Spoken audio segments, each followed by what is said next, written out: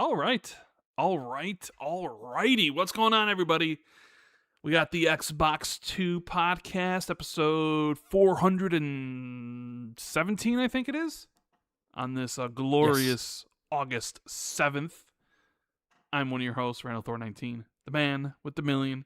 And with me, we have Mr. Jez Corden, Windows Central, Fallout Lover, because we just had an interesting discussion about Fallout CRPG remake, Rand versus Again. Jez, and who's gonna win. I mean, I won, of course, but nobody's keeping count or anything. Bull. It's funny. But yeah, welcome everybody. Yeah. How we doing, Jez? How's the week been? How's everything? I'm feeling good, man. I'm Yeah. feeling good. It's been a fun week. Oh man. A lot of drama. But I like the drama sometimes. You gotta have a bit of drama sometimes, I think. Makes you feel alive sometimes, in my opinion. But Mm-hmm. it is what it is. But we made it out the other side, We and did. We I know have. I'm just happy. It's Friday. I got my cup of tea. Friday, yeah. You know what Friday means? It's the Chilling Xbox with 2. Rand. Xbox 2. We got Gears of War popping off. That's right. It's absolutely sick. I've been playing loads of games this week. There's loads of new games I've been enjoying. So I'm feeling good, man. I'm feeling good. I'm feeling good. How are you feeling? I'm doing all right. I'm doing all right. You know, we're getting close to the big stretch of games, pretty much starting at the end of the month, throughout the rest of the year, ending with like Grand Theft Auto 6, which made a lot of people upset this week. Oh yeah, so many people upset. Very controversial, slippery slope. People would say about what this means for the future. Is this the future of how game trailers will be revealed? You know, type stuff, right? Am I gonna need a subscription to watch game trailers? You know, paid trailers is the future. Yeah, paid trailers. Oh man. But yeah, there's a lot going on here. You know, sometimes you sit there and be like, man, not much going on, and then something inevitably happens. Like, okay, we got some things to really sink our teeth into. But Yeah, I did see your tweet earlier that I wanted to kind of expound upon, because I know you've been playing Gears, and you are a Gears boy, right? I'm the Halo boy. Jez has been the Gears boy, and you've been playing mostly what, PvE? Because I don't think you care about PvP. I didn't even. No, I suck at it. I mean, yeah, so do I. There's no other way I say it. I don't care about it because I'm fucking terrible at it. So I just kind of stick to my little siege mode. Your little PvE mode. You said something on Twitter that kind of piqued my interest a little bit, made me think, where you said that you think Gears has supplanted Halo as Xbox's premier IP. But then, of course, you like, in the comments, people are like, well, what about Forza Horizon? And you're like, well, that doesn't count because that's multi-platform or what have you, even though like Forza is obviously bigger than both of them. Or what about Minecraft? That doesn't count either. What about Call of Duty? What about Fallout? What about all these other games? Like, those don't count either. It's just strictly like Xbox Game Studios, and it's like Gears is bigger than Halo. So expound on that a little bit, Jez. Tell me why you think that. I was thinking of it in terms of games that you associate with Xbox, right? Okay, yes. Because I would say that since Forza is now probably going to be multi-platform in perpetuity, and it's probably going to be bigger on PlayStation, I would say. I mean, there was also a survey this week that Statista put out about how big PlayStation is versus Xbox, and in the US audience for PlayStation is orders of magnitude bigger than Xbox. So stands to reason then that in the future you're probably looking at a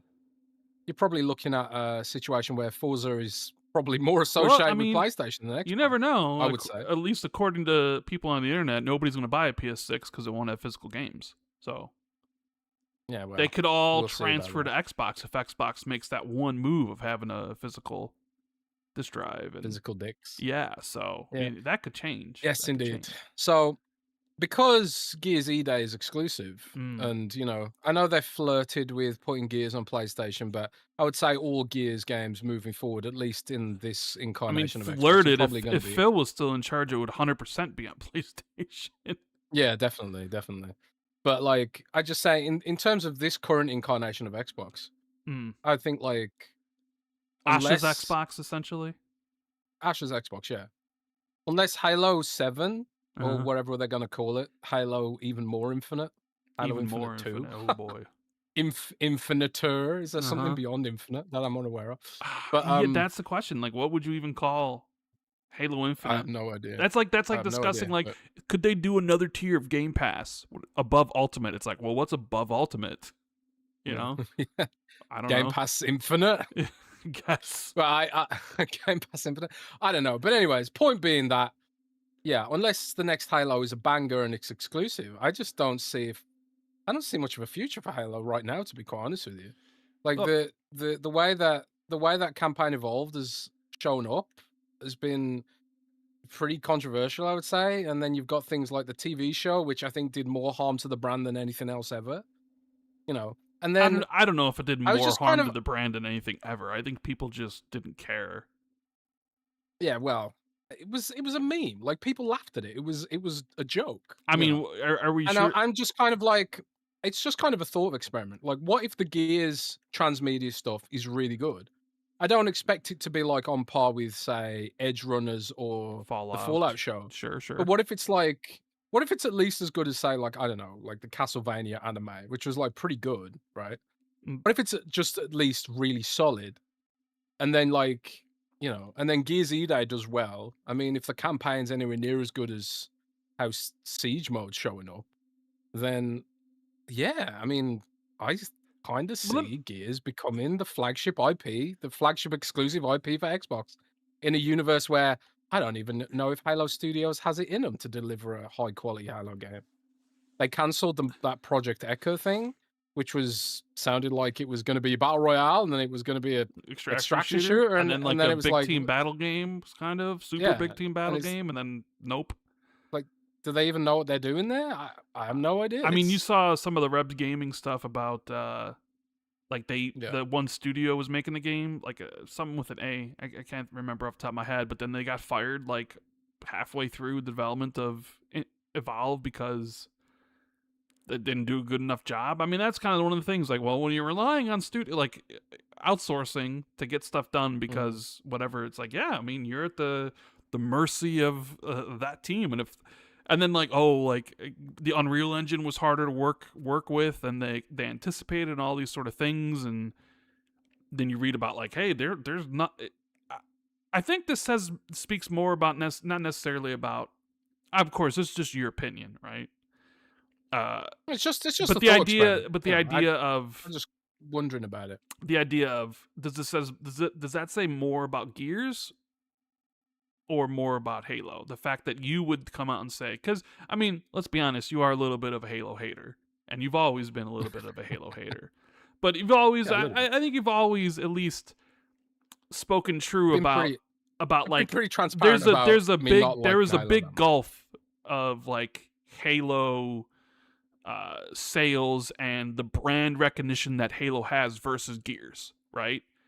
And they were both Definitely. important during the 360 generation, like, but I mean, Halo 3 was significantly dwarfed, the Gears franchise. So I it's mean, like, if you're looking at lifetime sales, like it's no comparison. Halo is a it has been a huge franchise in the past.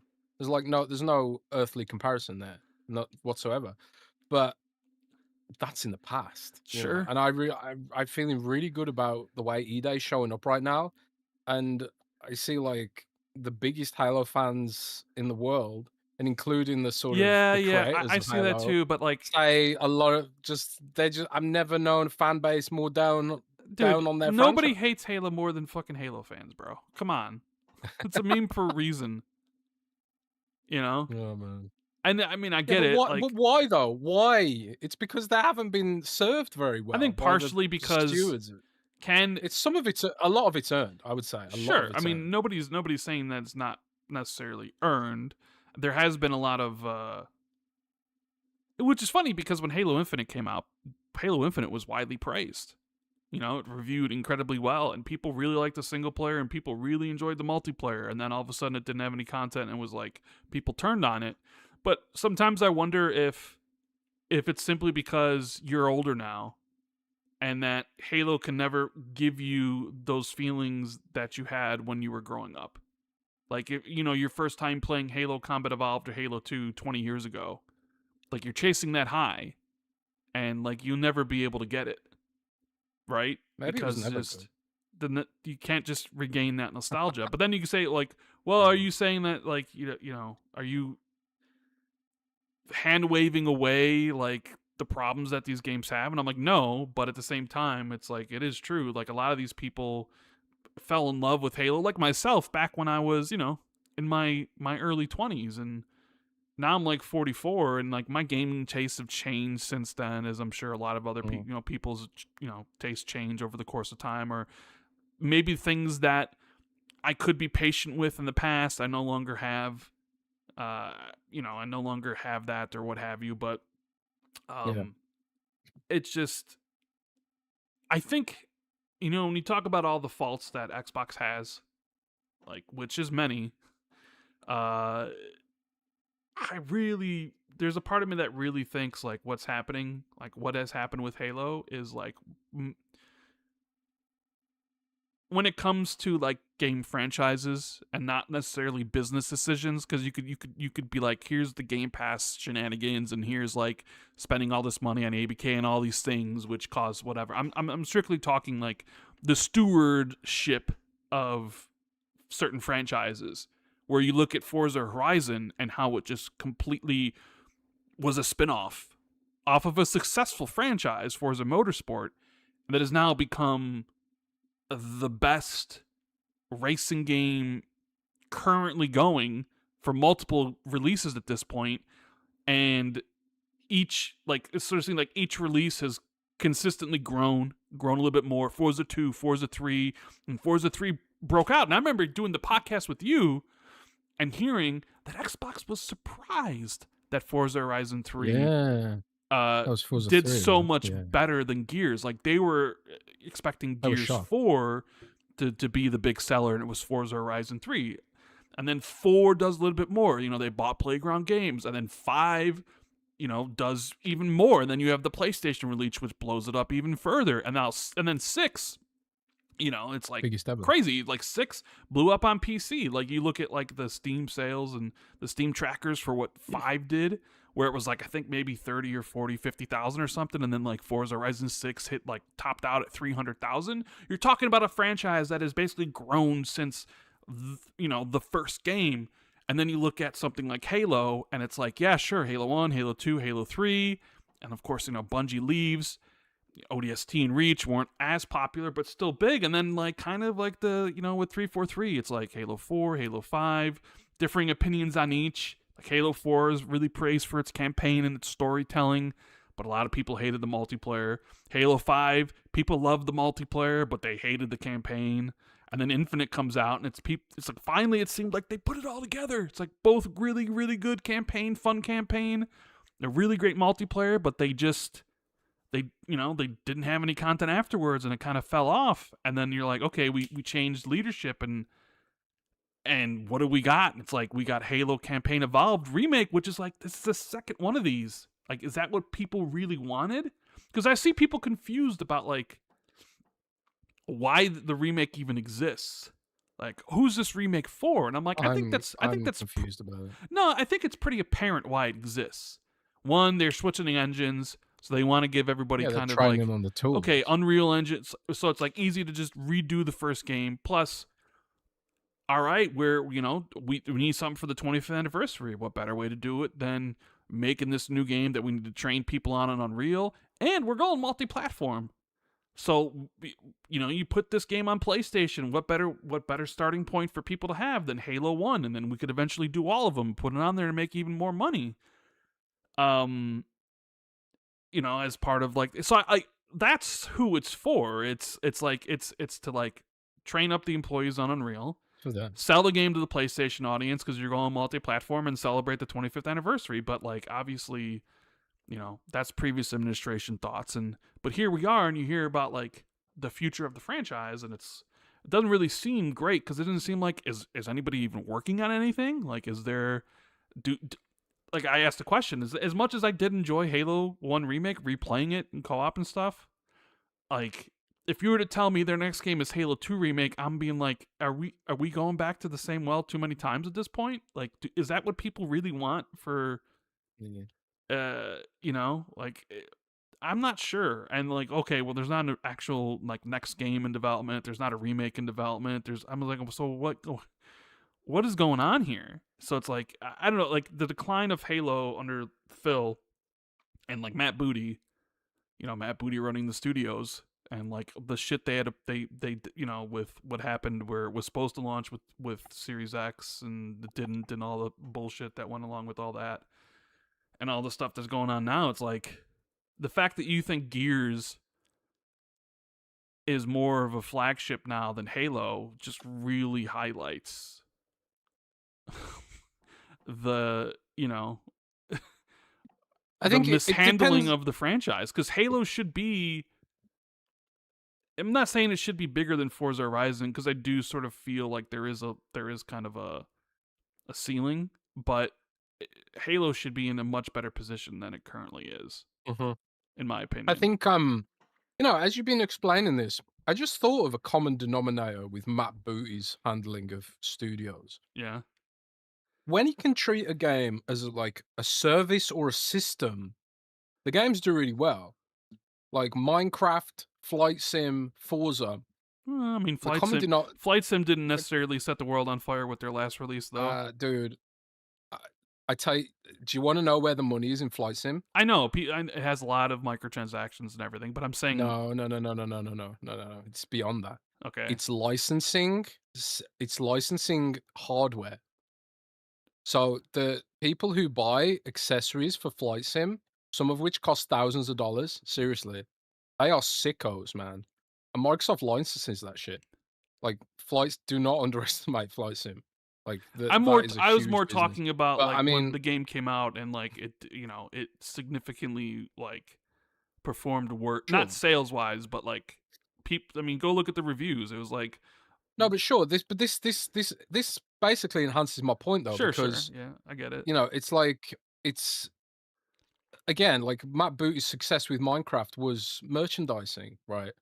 So Minecraft's become like this huge merchandising thing. Like everywhere I go, every time you go into like a McDonald's and there's little kids there, they're all wearing Minecraft shit, Yeah, and all of that stuff, all of that money flows back to Microsoft. So when Matt Booty can treat it as like a system or a platform, he seems to do very well. But whenever it requires art or culture or storytelling, the games really struggle.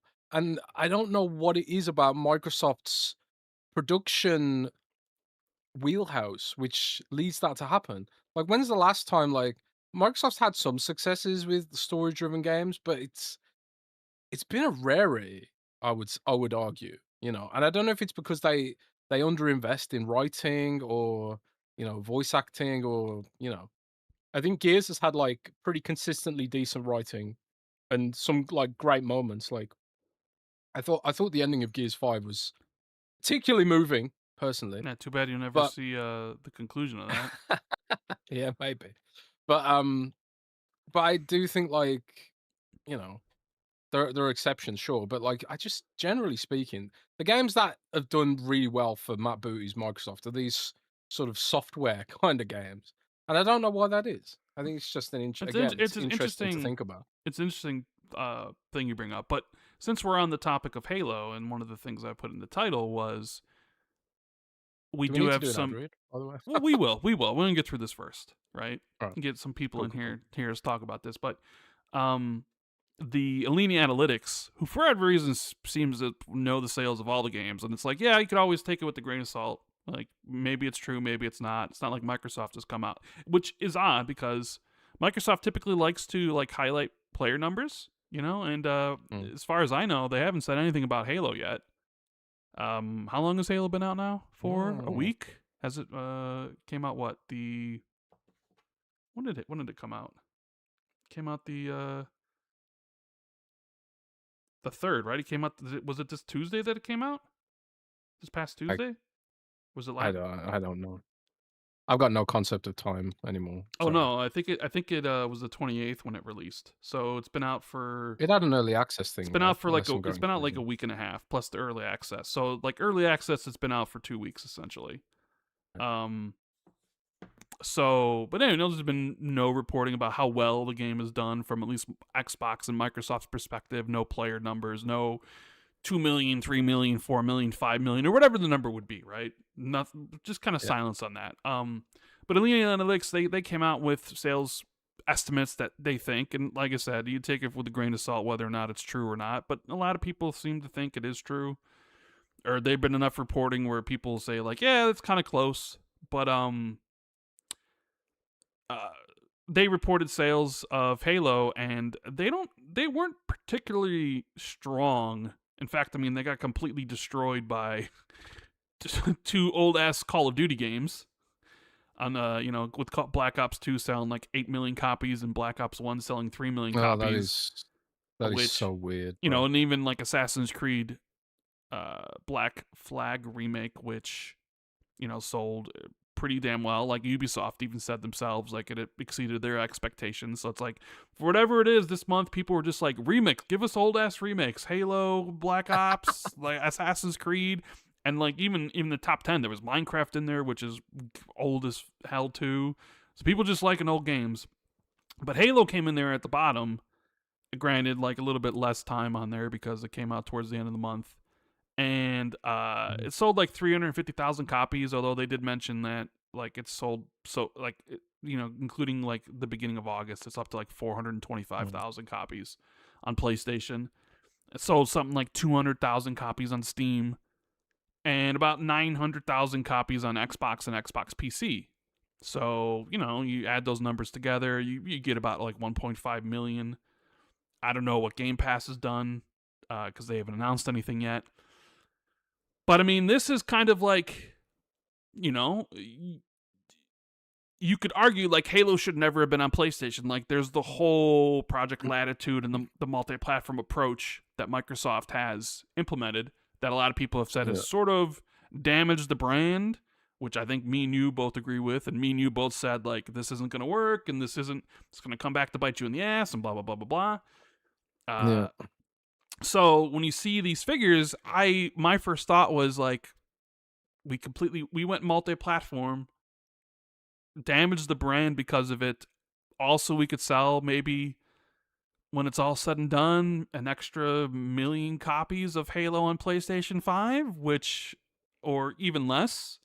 That doesn't really that I don't know. It seems kind of not Pointless. great, right? I mean, Yeah. I sort of wonder if they thought a lot of their games would do better.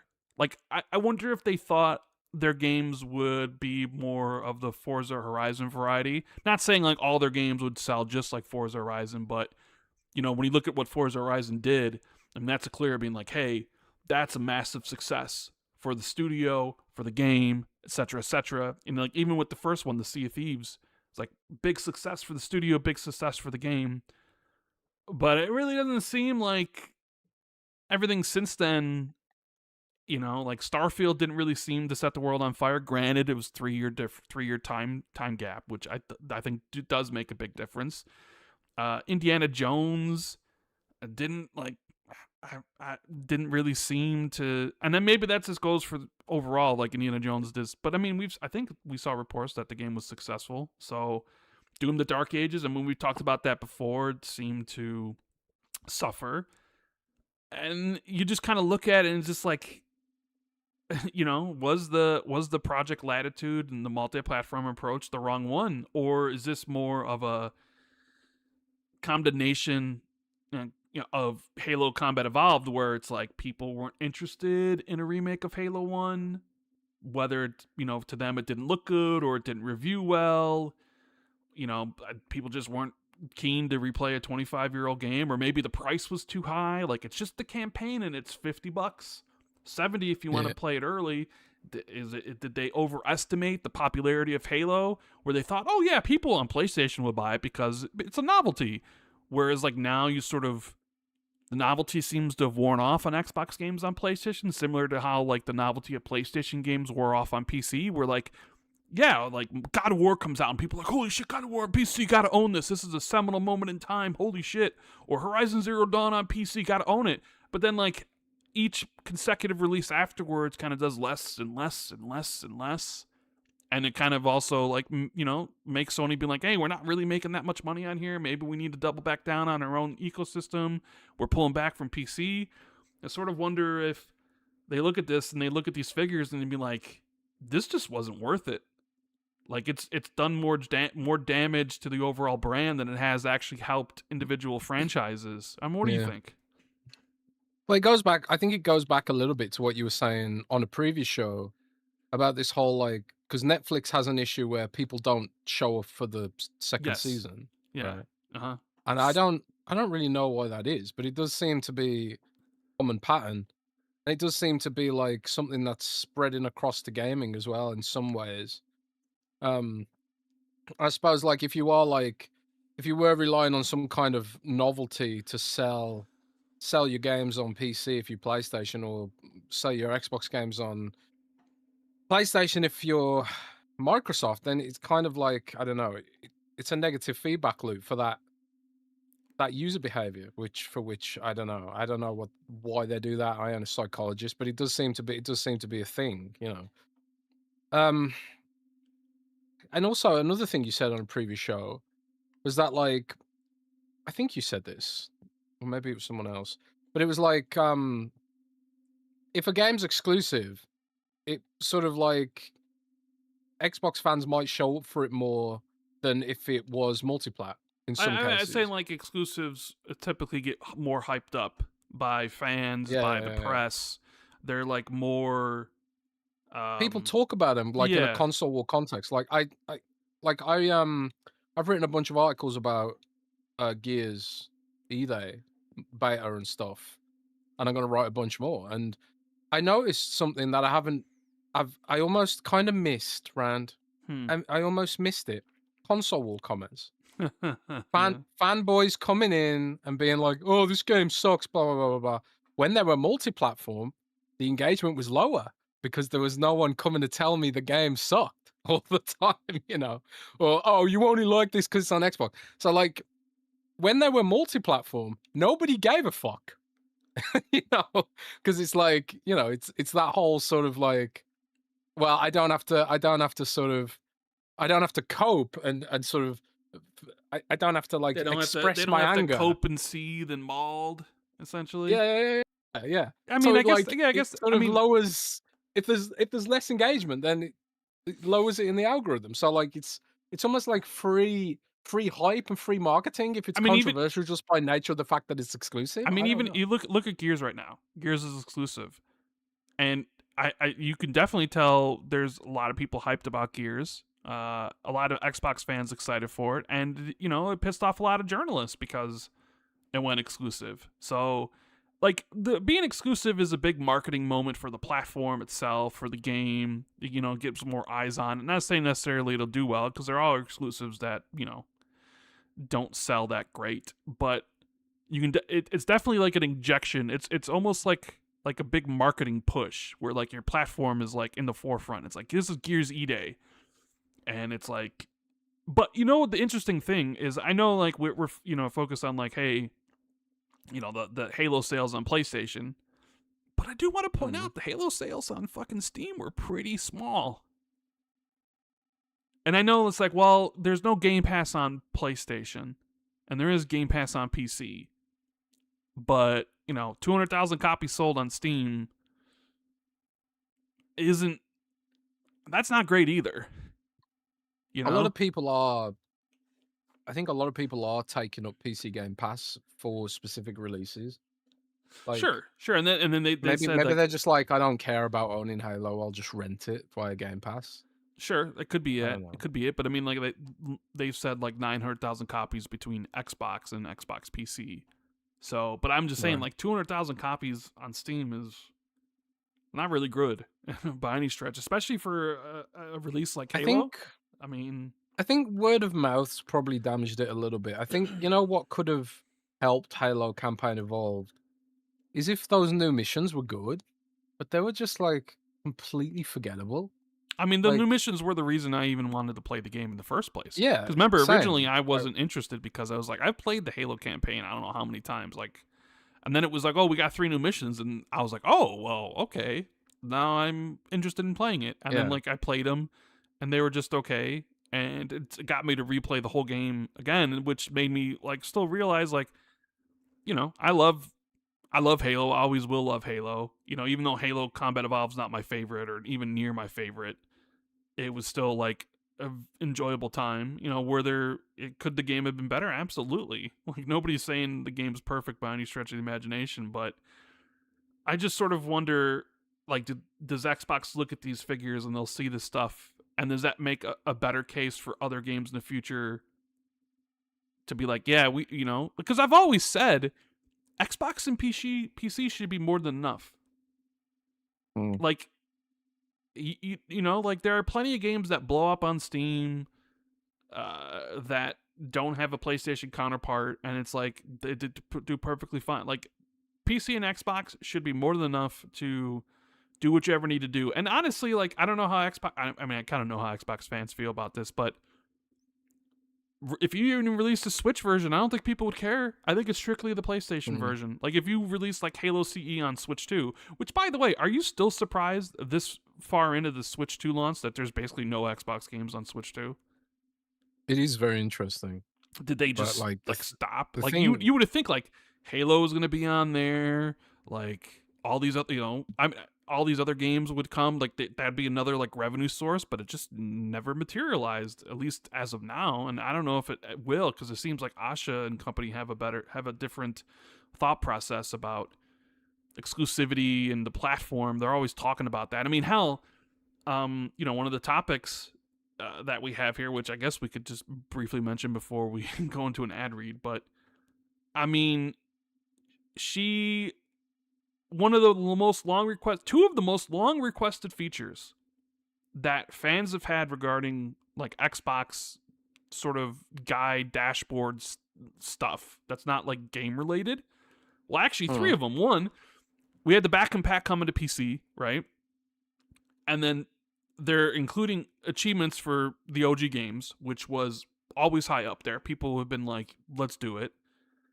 And I was surprised by that. I was like, oh shit. Like, I know that's been a highly requested feature. 2, people have wanted to be able to record voice chat in their game clips forever.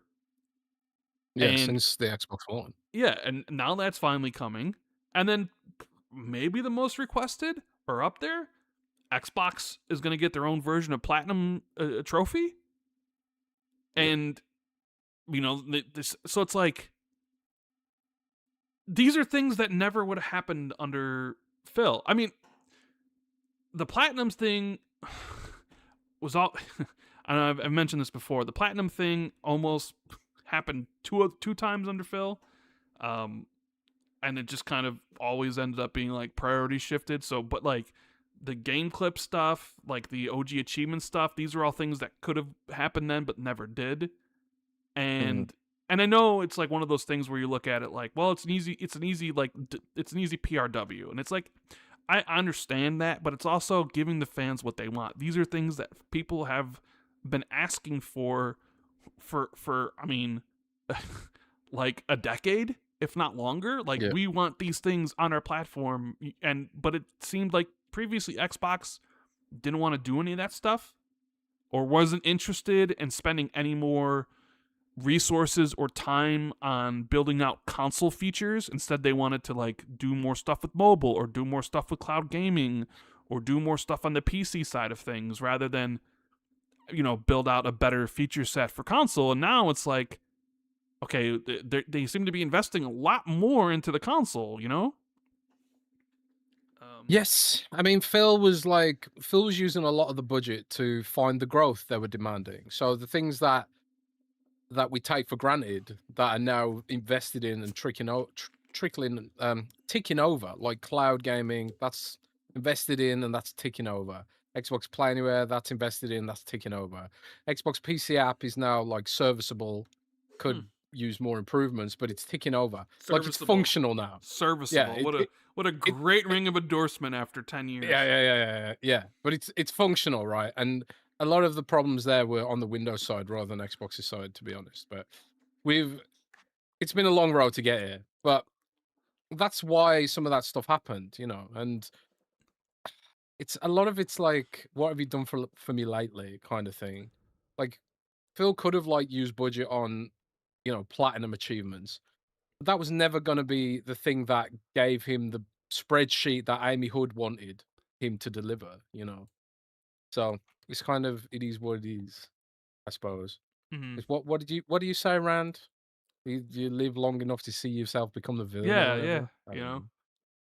Yeah, I mean it's that quote from from The Dark Knight. You either Yeah. die a hero or live long enough to see yourself become the villain. Yeah. So, but anyways, I mean that's a long. Let's do some housekeeping before we continue on. It's a good discussion though, Jazz. Love it. Um, this week's episode Hell yeah. brought to you by Surfshark, right, Jazz? It is indeed once again brought to you by the fine folks over at Surfshark Rawr. VPN. Right, you gotta do the. There we go. We got a great right. Is that a great Yeah. what? Is that a tiger shark? Is that a megalodon? That is it's a goblin shark, A actually. goblin shark. Okay. Yeah, goblin Is shark. that a whale shark? Yeah. No, no, no. Have you never heard of a goblin shark? I've seen what a goblin shark is. Yes. Yeah, they're creepy, Goofy bro. looking They're kind shark. of creepy. Goofy. Yeah, they've got that retractable jaw thing going on, Yeah, like yeah. the xenomorph, man. It's creepy, bro. Crazy. Creepy. It's creepy. But yes, do you want maximum internet privacy? Consider Surfshark VPN, this week's epic podcast sponsor. Surfshark is your all-in-one solution for maximum browsing and maximum privacy. Whether you're streaming your content from abroad, chatting online, or browsing the web, Surfshark keeps your data fully protected with lightning-fast speeds and support for unlimited devices. For true internet freedom, Surfshark breaks down digital walls with ease. No more geoblocks and no more limits. Unlock your global content, explore without borders, and enjoy a smoother ad-free experience thanks to Surfshark Clean Web Tech, which blocks ads, trackers, and malware all before they can take a bite out of your day. And with a strict no logs policy and RAM based servers with advanced encryption, your browsing history will stay firmly where it belongs, with you. So here's the offer. Xbox 2 podcast listeners get an incredible 86% off a 2-year Surfshark plan. That works out to just $2 a month to keep your data away from shady government quangos, trackers, and other types of online annoyances. Take back your online freedom. Hit the link in the description to get started. Search safely, surf securely, and surf with Surfshark. Rah, rah, rah, rah, rah. You know what's really funny?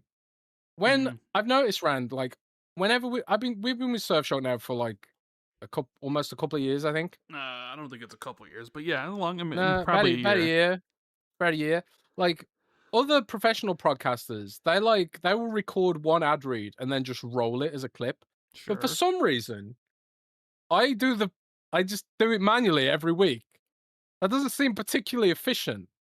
I mean, Thinking about it's it, it's what it a just couple minutes long. it just What are you gonna do yeah, but do an ad read and then it like just literally occurred I to me. move it to the like, oh, we got Jez here's Jez talking about boom, and then hit like a button for a Yeah, you video to pop up, press a like button. whatever. Yeah, that's what the professionals do. Who cares? Why do I read it out the same thing every week? But yeah, Surfshark's awesome. I've been using it to watch SummerSlam this week Yeah. because SummerSlam's not available in Germany. So I don't know if you saw SummerSlam, Rand, No, but no, I have not. I don't. There's some interesting things happened at SummerSlam. Um, Kevin Owens came back. Kevin Mm. Owens is my favorite, so I'm glad he's back. But the product's still not great. But hey, you can use Surfshark to watch it if you're in a country that doesn't support it, which is nice. So yeah, if you check out Surfshark, it supports the show. You get yourself a great deal, 86% off. Works out to like $2 a month, and also I think there's 4 months thrown in for free. So surfshark.com/xb2, and thanks for checking it out. Yes. Yes. We also have the wonderful, magnanimous, excellent members of our Patreon. who have been supporting us for a long time, which we greatly appreciate. You did an Xbox 2+1 with a community member, Scarcely Relevant, the other day. Hmm? So if anybody that I did indeed. doesn't know about that or want to check that out, that's up. I think you did it though at it was like 4 o'clock in the morning my time. It's like, Yeah, we because Scarcely Relevant is in Australia, mm-hmm, and my sleep cycle was messed up, so I was just like, let's just do a early morning show, you yeah, know. early But morning show. yeah, Scarcely's been streaming on his own channel, and he's got a lot of insights and connections in the gaming industry. So it was a really fun talk, and thanks to Scarcely for dropping by. Yeah, so check that out for if you haven't already. The question and answer thread is up. Jess put that up a little bit later than normal. So if you got something you want to talk about, drop it in there. We'll answer at the end of the show. And we got some shout outs here for the Xbox 2 MVPs. We got Adam Bartolo, Alon Grogu, Ace Madison, G. Hollerman?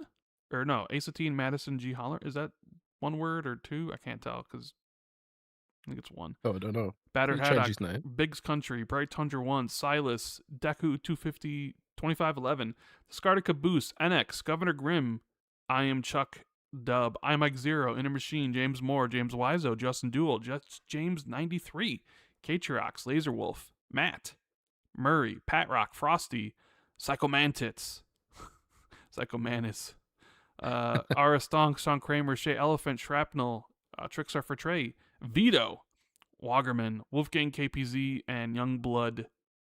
Thank you guys for supporting the show. So, yeah, Jez, the gameplay that you this is your Mortal Shell 2 gameplay that you played from the beta. Yes, it What'd you is. think of it, real quickly? More, it's really really cool. It's a lot easier than the original, I thought. Which I kind of appreciated because I thought Mortal Shell 1 was absolutely brutal. I don't know if I was playing it wrong or something, but it's really tough. Mm. And I couldn't get in the mood to go through it. Mortal Shell 2 is a lot more forgiving, I think. And it's sort of got that it's some little bit more it's open world, but also kind of not. It's kind of like it's like hub worlds. It's like a hub world, and you move into sort of more linear areas and dungeons and that kind of thing. It's very, very cool. It's very fun. It's a very unique kind of take on the genre, Souls-like. I would say it's a soft Souls-like because there is like an easy difficulty item you can pick up near the start of the game, which sort of makes the whole game easier. So like if you equip that, it's kind of like you opt into an easy mode. But yeah, I really enjoyed it. The combat's really brutal and fun. The unique blend of shooting and slashing is interesting. And the game looks gorgeous, runs well on the Xbox Ally, and yeah, I've really enjoyed it. And it releases, I think, later this month, right? Is it this I think month? it's like Or is it August 20th. September? I think it's August 20th is when it's supposed to come out. Oh yeah, maybe. Maybe.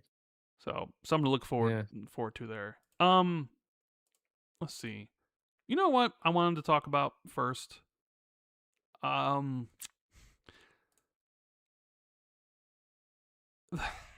I guess you could describe this as the Xbox tax, or how people view it. But I swear, man, some of these websites, like, they just don't give a fuck anymore. Um, and I don't know They what just it is. I don't know if they're looking yeah. for engagement, but they've just kind of gone, like Eurogamer, for example. Xbox increased the price of the consoles. I think like in the UK or whatever. So they have a tweet about the cost of the of the systems, and it's like they have a picture of the Series X, a picture of the One S, a picture of the digital Series X, and then another picture of the Series X, and it's like you couldn't find a picture of the Series S. You put a picture of the One S up there, Uh yeah. which hasn't, which was discontinued. I mean, 6 years ago at this point, or however long it's been. Um, which was odd. then, as part of like Xbox announcing a bunch of new things, it was like this past week, it was like Cloburl and Ben Kenobi got a big shout out because like some of their artwork is featured for the 25th anniversary. Like Cloburl has like really cool uh, graphic that you can put on your dashboard, and I think Ben Kenobi does as well, right? So they announced that. They announced like the thing we mentioned earlier about party chat and picking up the game voices. New ways to kind of like sort through your achievement stuff, which is pretty cool. And then they announced like some of the FanFest dates where they're doing FanFest in a bunch of different countries. And like the last one's Seattle, and it doesn't have a date yet, which is probably like the one for that's when the 25th anniversary is going to be, right? But Yeah. so it's look, I don't know what people want from their gaming news outlets. Like, it's fine for people to have opinions or whatever. Like, I'm not against people having opinions about anything. Like, we can disagree about the state of Xbox or the state of Halo and what should be better and what they are doing good and what they need to fix and all that sort of stuff, and debate about physical and digital and all those sort of things. Like, I love hearing other people's opinions about it because, like, I'm all digital, and so to me, it's like whatever. But I like hearing the counter argument because people really enjoy physical so much, and I'm like, okay, let me get someone else's perspective on this, because my perspective is sort of biased because of the fact that I haven't bought a disc in 10 years, right? So I like seeing other people's thoughts and stuff like that. So it's like, yeah, give your opinions. But then it's like some of these websites, I'm not sure if they're really truly giving their opinions or just trying to stroke rage bait. And then you sort of expect more from some of these websites. Like, I don't know, maybe I expect more from Eurogamer. Like, there was always one of the premier websites out there. Maybe like I expect more from IGN, but then maybe I shouldn't. Maybe I shouldn't. Like, I sort of expect these things from PC Gamer, or I don't even know, some of the other ones that just basically use AI for articles, what have you. But there's always like, at least in my eyes, like Eurogamer was always more of like, maybe it's because they're based in British, Digital like they're Foundry was, like more cultured, like kind of tell Digital you Foundry how was, it is, right? yeah. And Digital Foundry was part of Eurogamer, weren't they? If I Yeah, and I think they remember bought correctly. themselves out. And then, like, I think they complained about Xbox layoffs, which, we all complained about. But then it's like Eurogamer had a bunch of their own massive layoffs and stuff. Eurogamers, they're owned by Ziff Davis now, who Yeah. own IGN. But they put out a tweet. There's the one about like using the Series S. They put out a tweet. Xbox Fan Fest World Tour is still going ahead for some reason, even after Microsoft fired the guy who created it. Like, I was like, what is this? What is this? What is that? What is that? Jazz, what is that? I don't know, man. Don't ask like, me. Microsoft's FanFest World Tour is still going ahead for some reason. I mean, God forbid if a company wants to celebrate an anniversary with their fans. I know some people would be like, parasocial, oh good, right? Like all that sort of bullshit, but God forbid they want to do that. And they're like the only company that really does it, because Nintendo and PlayStation don't talk, and PlayStation literally thinks nothing of their fans in regards to like how they feel about the PlayStation disc stuff. They clearly don't give a shit, right? Even though like their fans have been invading their PlayStation posts since the announcement and have been like demanding them, address it, and PlayStation's like, fuck you, we ain't doing that. Like, we don't care what you think, So, and it's like, oh, they're still doing it despite the fact that they fired the guy who created it. It's like, but how many things in the history of the world have gone on after somebody who created something, it's like, oh, should something immediately stop because the person who created it, like, no longer is working on it or whatever. I mean, maybe not like no like the same sort of thing, but should Minecraft stop being development because Notch no longer is working on it because he sold it off to Microsoft? Well, I mean, the guy originally created Minecraft no longer there, so why are they still working on Minecraft? He's no longer there. I mean, I know that's not the best analogy considering person got laid off and the other person literally sold it, but kind of like similar, at least similar in that regard. And I just I know like what you're saying. I I, mean, it's go on. I just don't. So I don't understand. Like you could just report being like, "Hey, Xbox Fan Fest are doing this or whatever," and I know some they'll like literally throw in like, "Oh, some people will say that like, oh, they're just doing this for their keys are jingling. Oh, it's just a distraction." It's like, dude, people still know like, yeah, there are layoffs, right? And like Halo is just had some layoffs, like even though I think it was mostly all just contractors because obviously like the game they're contracted on ship, so like they no longer have a job, and I still think that's this is how you sort of end in this situation where like either people working on the stuff then get laid off because the contract's over and it's You whatever. don't have But a studio culture. Yeah. yeah, and it's like is this like video game reporting? Is this proper journalism? Like I don't know. Is this looking for a way to garner more clicks and more engagement on your social media by trashing a company and hopefully like you get people because this one's got you look at Eurogamer's like Twitter accounts like they don't get a lot of likes or replies, but like this one did because it's sort of like I don't know. I feel like that's beneath them, but maybe it isn't anymore. Maybe it's just this is the new wave of stuff, and it's just I don't know. You're in the video game journalism business, even though you more call yourself a blogger. Is this like a headline that you would ever consider, or if you were like uh one of your employees or one of your I don't know, what's the word uh one of your people or what have you came to you and was like, I want to write an article about this, and this is I think is the headline. Would you approve something like that? Or would somebody I at mean, Windows Central approve some sort of headline like that? I've approved headlines like that. Oh, I okay. mean, like when there's I think there's a lot of justifiable anger towards Microsoft right now. I mean, I'm not saying there Um, isn't. Sure. I think that's where it comes from, right? And I'm pretty sure I've written headlines like that about when there's a company that's been doing shit. I've written oh man, I can't remember what it was now. But, we all know why the layoffs have happened, and I think it is more complicated than just simple greed. I mean, at the end of the day, it's a publicly traded entity. You can't just take as your profits and then use it to subsidize art. Because the shareholders will literally end up firing Satya and then just putting in someone who will do what they want. It's a publicly traded company. Like the shareholders own the company at the end of the day. And as much as I I think that whole economic system is flawed, I've talked about on the show, it's also the present day mathematical, mechanical reality of the situation, right?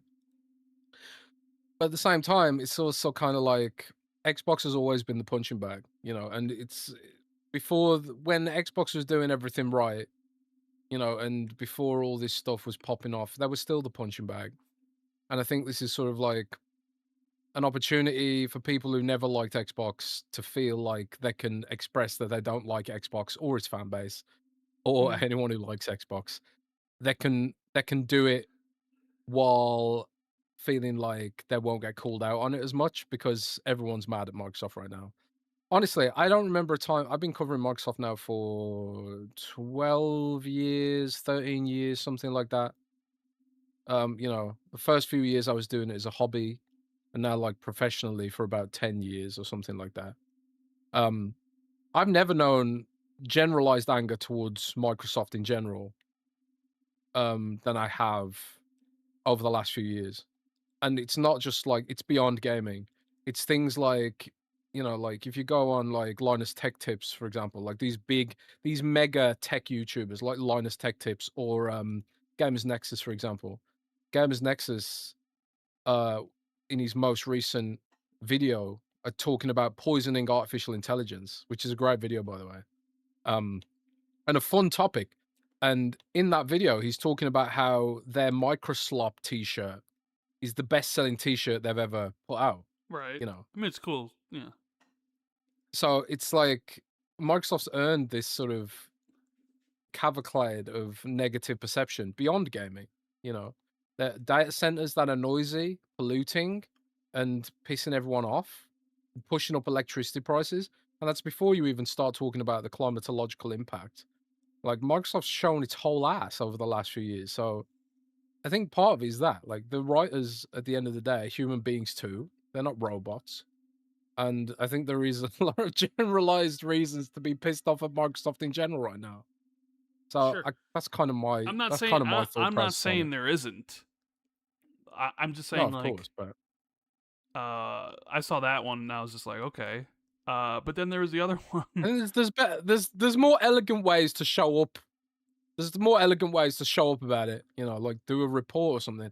I'm researching a report at the moment about um, you know, the bipartisan fight against data centers because you know we live in a very divided society, especially America. But there's one thing that's uniting people on the left and the right now, and it's this hatred of data centers because they're Mhm. destroying local communities. And if you go on like Brad Smith being the Microsoft president, if you go on his LinkedIn feed, it's just this non-stop stream of like, hey, why data centers aren't that bad, you know? Actually, data centers are great, you know, and all this kind of stuff. It's like they are really cognizant. They're becoming cognizant of the fact that they're hated. I think beyond gaming, and it's becoming an issue, man. And if this AI bubble blows up and it takes the global economy with it, Satya Nadella is going to become public enemy number one because there are a few companies who invested more into this shit using made up money.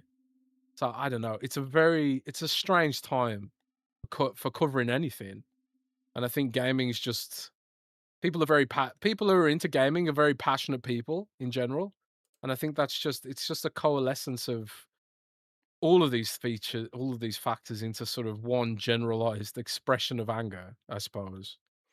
People are angry, Rand. People are just I mean, angry people are always right angry now. on, but people are always angry on the internet. People People seem move more from angry one than usual to me. outrage thing to the next. That's how it all goes.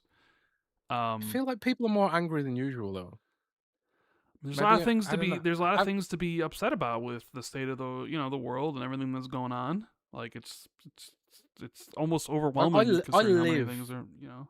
yeah, I live on social media like it's my job. I've never known it like Well, this. It then feels different this time. social media. I mean, it's Twitter, and Twitter is their algorithm. I think pushes that stuff intentionally, right? So Yeah, maybe. either way. But there's this other one that I thought was funny because Stein replied to it. Yeah, Um, Josh Stein's been popping off, man. I love Josh Stein, by the way. because Stein which Stein is awesome. which made Kotaku delete their tweet about it and like retweet it, but with a different headline because the original headline for this great piece of reporting was let me bring it up.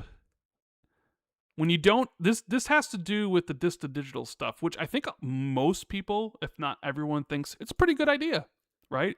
There's the whole leaked list came out, or the leaked documents, which maybe we'll talk about after this.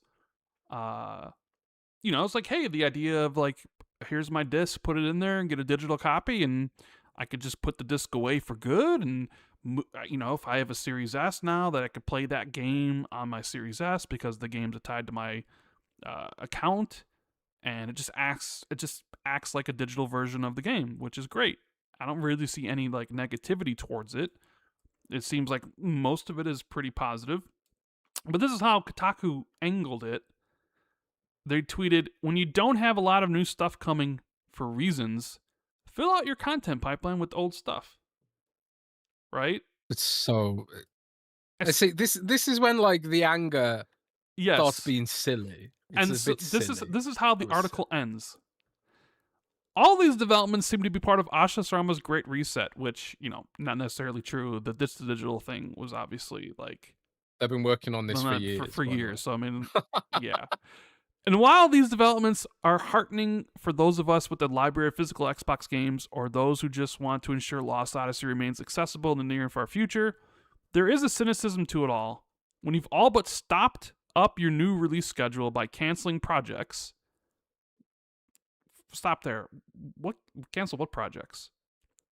Like we can Have you talk about got? like the disappointment of Xbox selling off some of these studios like Ninja Theory and Undead Labs and letting them let them independent like Double Fine and Compulsion and stuff. And sure, I mean they did cancel Perfect Dark, which was sucked because that was one of the games I was looking for, and they canceled Project Blackbird and all these sort of things. Um, like Senua is still coming out maybe next year. So's Undead, so's State of Decay 3 and stuff. So Thank God. I feel like the idea of saying when you've all but stopped up your new releases schedule by canceling projects, even though, you know, Gears is about to come out, Fable's about to come out Hmm. next year. You're gonna have other unannounced games be announced at some point. Uh, all those sort of things. I feel like okay, now you're just pulling shit out of your ass at this point. Um, they go on to say, putting your development teams, gutting your development teams, which I'm not a fan of, like what they did to id and some of these other studios. I do think that'll come back to bite them in the ass. So I'm like, okay, sure.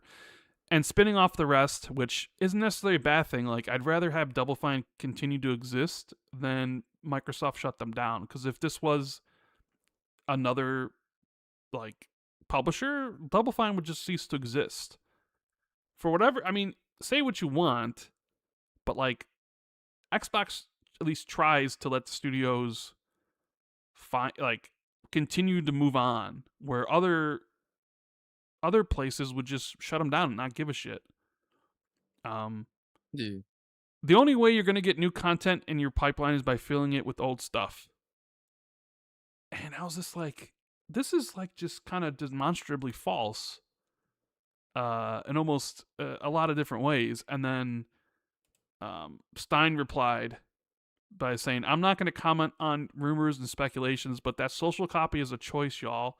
Just pulling from memory, like last few weeks, the Xbox Game Showcase, the Gamescom announced the 25th anniversary badges and global FanFest World Tour, Halo Campaign Evolved launch, Gears EDA multiplayer reveal, Doom DLC, translucent XSX controllers, new TV cloud partnerships, OG games coming to PC with achievements coming, continued console OS feature improvements, etc., etc.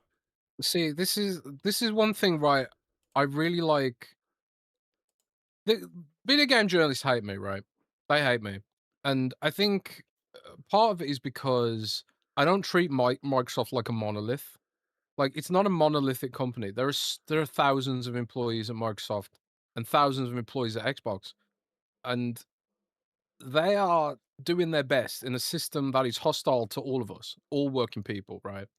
They're doing their best. So when you sit there and say like, Xbox isn't doing anything, you're not attacking Satya. You're attacking people like Stein who are working their fucking ass off. You know, they're working their ass off for the fans and everyone else involved.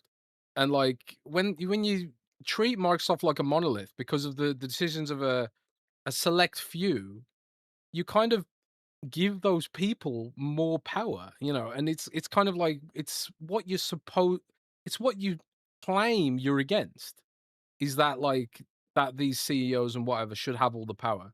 You erase the hard work of the artists, the creatives, and all the rest of the people who are still there busting their ass. So because I don't treat Microsoft like a monolith, and because fans don't treat Microsoft like a monolith, and they know that there are shitty decisions being made, but there are also thousands of people like Josh Stein and his team who are working hard as fuck, harder than ever probably, and putting out statements like that is just bad taste, I think. But whatever, man. But that's the internet, isn't it? It's people are genuinely angry right now, and they've got plenty of good reasons to be.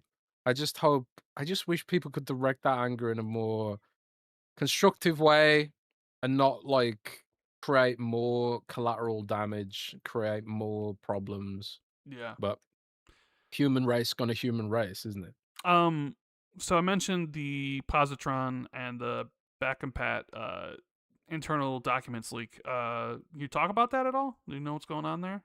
What's going on with all this? Because I'm assuming you wrote articles about it, right? I actually didn't write an article Oh, about it. okay. I was just a lot of shit popped off last week, so I was kind of really busy. But I thought like Tom Warren's article was pretty comprehensive on it, and I was just Yeah. like, I can't really add much to I this, mean, it so was I like just left it. August. I think it was supposed to be July was the one to go to insiders, but July passed, and I kept on Yeah. needling you every single week, being like, "You said this week, and it's been 2, 3 weeks now." So obviously, some of the timelines change, and I think it was supposed to go wide to everybody in August, and Yeah. then like the official like October was supposed to be like what the launch of the back and pad on PC full launch, Yeah. and then 2028 would be like Xbox 360 stuff launching on PC, and they mentioned next gen devices plural. I Yes. don't know if that's necessarily covering their asses or, but then it's like, you think there'll be plural devices and when they come out, or just plural devices in the course of time, being like by 2032 there'll be multiple Xbox Helix devices, type thing. I have no Um, idea, but one thing I do know is that Helix is the project name yes, kind of of like a Scarlet was the project name, Scarlet. Yeah. which Yeah. led Yeah. to Anaconda and Lockhart and all that stuff. Yeah. They Yeah. sort of mentioned that like, Xbox is doing all these sort of things themselves, like on the back end, and like publishers and developers don't have to do anything besides just approve it, uh, approve whatever. How it should be, right? Yeah, which is how it should be. And you make an argument like, well, if you don't, you like, why should you should say yes? And they even give reasons why they should say yes, being like, more sales, or maybe to celebrate a sequel coming up, you could do this, or maybe a TV show or whatever. I mean, they give a whole bunch of different reasons about why it's good for you and you should do this, and it's like all the work's on their end, and you don't have to lift a finger to do any of that. But I mean, some people, some companies, for whatever reason, they don't. I don't know. They kind of are against it. I don't know necessarily why, but Because they're dicks. yeah, I guess they are so. And then like I think I did see some. It was like the whole like digital this to digital thing, where like it mentioned that like companies could charge for that if they wanted to, or maybe I'm mistaken. Maybe it was like charging for I think At the that's what end it of the was. day, at the end of the day, you can't really dictate to another company what they can and can't do with their own content. So you have to give them you have to give them mechanics to be like, yeah, if you want to charge for this, you can, because it's their content at the end of the day. So that's kind of like Microsoft covering their ass. It If you remember when Nvidia first came out with GeForce Now, they were just like, "Oh yeah, your entire Steam library is now available on our cloud." They didn't even ask the publishers if they could do this. They Mm. were just like, "Yeah, like we let you log into Steam, and we let you log into your Steam, and you can run all your games right there." But the publisher were like, "Hang on a sec, you can't just go and make a huge business and charge a subscription using our content without permission. What are you smoking, Nvidia?" Yeah, then You a know, lot of them so, pulled off their stuff. Yeah. yeah, a lot of them pulled out their stuff, but in Nvidia's view, it was like, well, it's just a virtual machine. We're not we giving people access to the content they already own with a virtual machine, just letting them log into Steam. I'm like, yeah, yeah, but we never approved your right to use our content in this way. So it's Microsoft legal covering their ass, and Microsoft legal is like obviously very aggressive about how Xbox shows up in general, so it's not unsurprising that they give the publishers all this kind of stuff. But I think like what'll probably happen is Microsoft will give it all away for free, and it'll kind of like it'll disincentivize companies being like, "Hey, we're going to charge you for this," because they'll look like dicks, right? But I mean, maybe people didn't we're in really. the I era don't where know. You think so, but then when Xbox was doing, with the launch of the Series X and the whole what did they call it? Smart delivery, right? And PlayStation sort of was charging for it, like $10 or whatever it Yeah, was. yeah. People didn't really seem to bitch that much about it. That PlayStation was Yeah, charging true. for some of the stuff, and they weren't always free. Where Xbox had smart delivery and it was seamless and what have you. It didn't really seem. Maybe that's a little bit different because you were getting like, oh, the games run better, the games look better because it's on a next gen device. Where this is like just a whole thing of, hey, this I is a would digital I version would of the posit that game. You know, yeah. I would posit that a lot of people just straight up didn't know about it. You sure. know, I Microsoft didn't market any of that shit. You know, it's I like mean, they I don't don't know. market They Play they Anywhere, they they they don't they market they went Cloud. they went on smart delivery pretty hard. Maybe not as hard as they've gone on like Play Anywhere, but smart delivery was like one of the core facets of next generation. I don't think they explained it very well, but I I don't mean, know. It's sure, neither you here you nor can there. make the argument I'm that marketing didn't explain it very well, but and speaking of Xbox marketing, I know you have yet to watch SummerSlam, but Gears E-Day was all over SummerSlam. Oh yeah, it was. So I mean, That that was actual pretty cool, I thought. actual Xbox marketing, right? Yeah, I mean they had marketing for Gears Reloaded as well. I think there's just like they've done some kind of deal with WWE. Like, do you remember I went to WWE earlier this year? Yeah, It was powered by Xbox. powered. It was powered by Xbox. So like the event where like the wrestlers were and shit, there Mm, was like mm. Xbox iconography all over the place, and it was like this event powered by Xbox, and all the games running on Xbox, all the rest of it. God, that was such a surreal thing. I still like it still hasn't sunk in that I did that.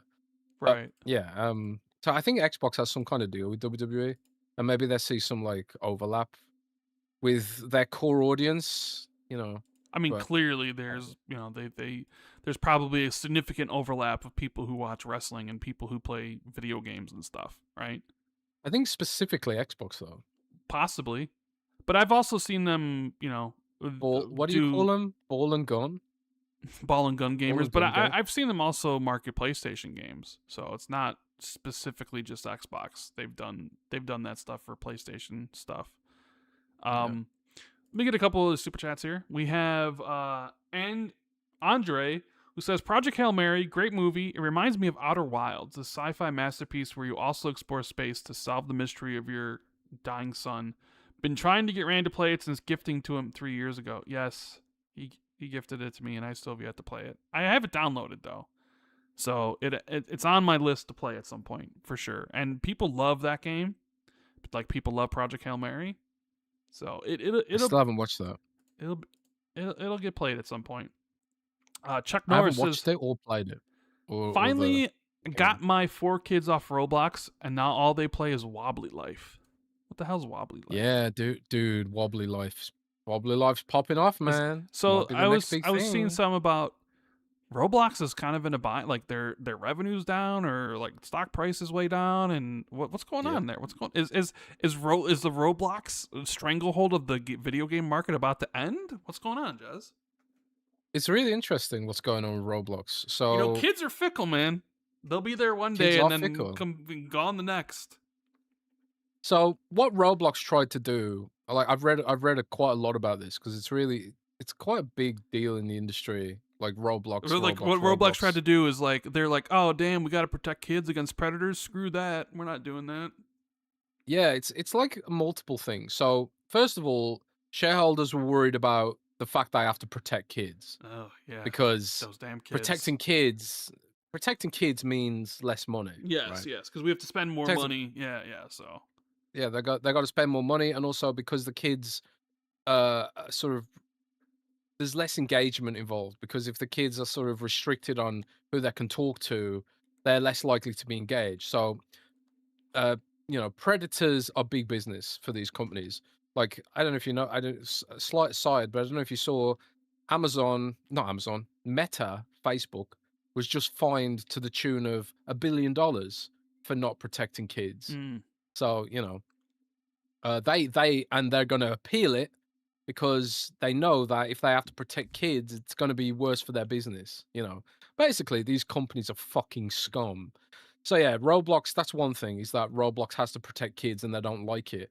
But another thing is, they changed their algorithm. So this is the main thing. They changed their algorithm to prioritize higher quality games Oh, what they consider to be high quality games that had potential for longer engagement. So games that had like a service component, games that had like more microtransactions, games like that to catch a brain rot or whatever. So they were trying to divert attention away from like short, shitty kind of one and done experiences and try to incentivize their developer community to make higher quality products. The problem is none of them did. So what they've told shareholders is like, oh yeah, the reason they've had 2 quarters of declining user base for 2 quarters, right? Which is not good for a company early in its life cycle. I think it took like over a decade for Facebook to see a single decline. So like for Roblox to see declines already after sort of going public is not a good sign for shareholders. And they're like kind of like, what the fuck going on? Oh my god, pull the money out, panicking. And for what it's worth, I think the panic is a bit overblown. I think gaming is cyclical. I think Roblox will figure out, and I think they'll return to growth. I ain't a fan of Roblox, right? But I think that investors are panicking. I think the panic's overblown, but maybe I'm wrong. Maybe investors are right, and maybe Roblox was a flash in the pan, because that's kind of what they're thinking now. Is like, if they're trying to like rely on actually getting hits out of their developer community, many of whom are now growing up and realizing, hang on a sec, we can make this shit on Steam and make way more money, because that's another problem. Is Roblox pays their developers next to nothing, you know. So that basically Roblox found a formula where they could get kids, pay them nothing, and the kids would make the games for them, and they'd get like pennies for it. Now those kids have grown up, and they're realizing they can make the games on Steam and become millionaires doing it. And yeah, the business model seems to be cannibalizing itself. So yeah, that's kind of like where Roblox is right now. And also you got Microsoft, who are probably coming in from the other direction with Minecraft, and they're going to double up on turning Minecraft should into they a, should they a come in developer and platform. should they come in and buy Roblox, bro? Integrate Roblox into Minecraft? Make it a God, super no, platform, dude? no, Mm.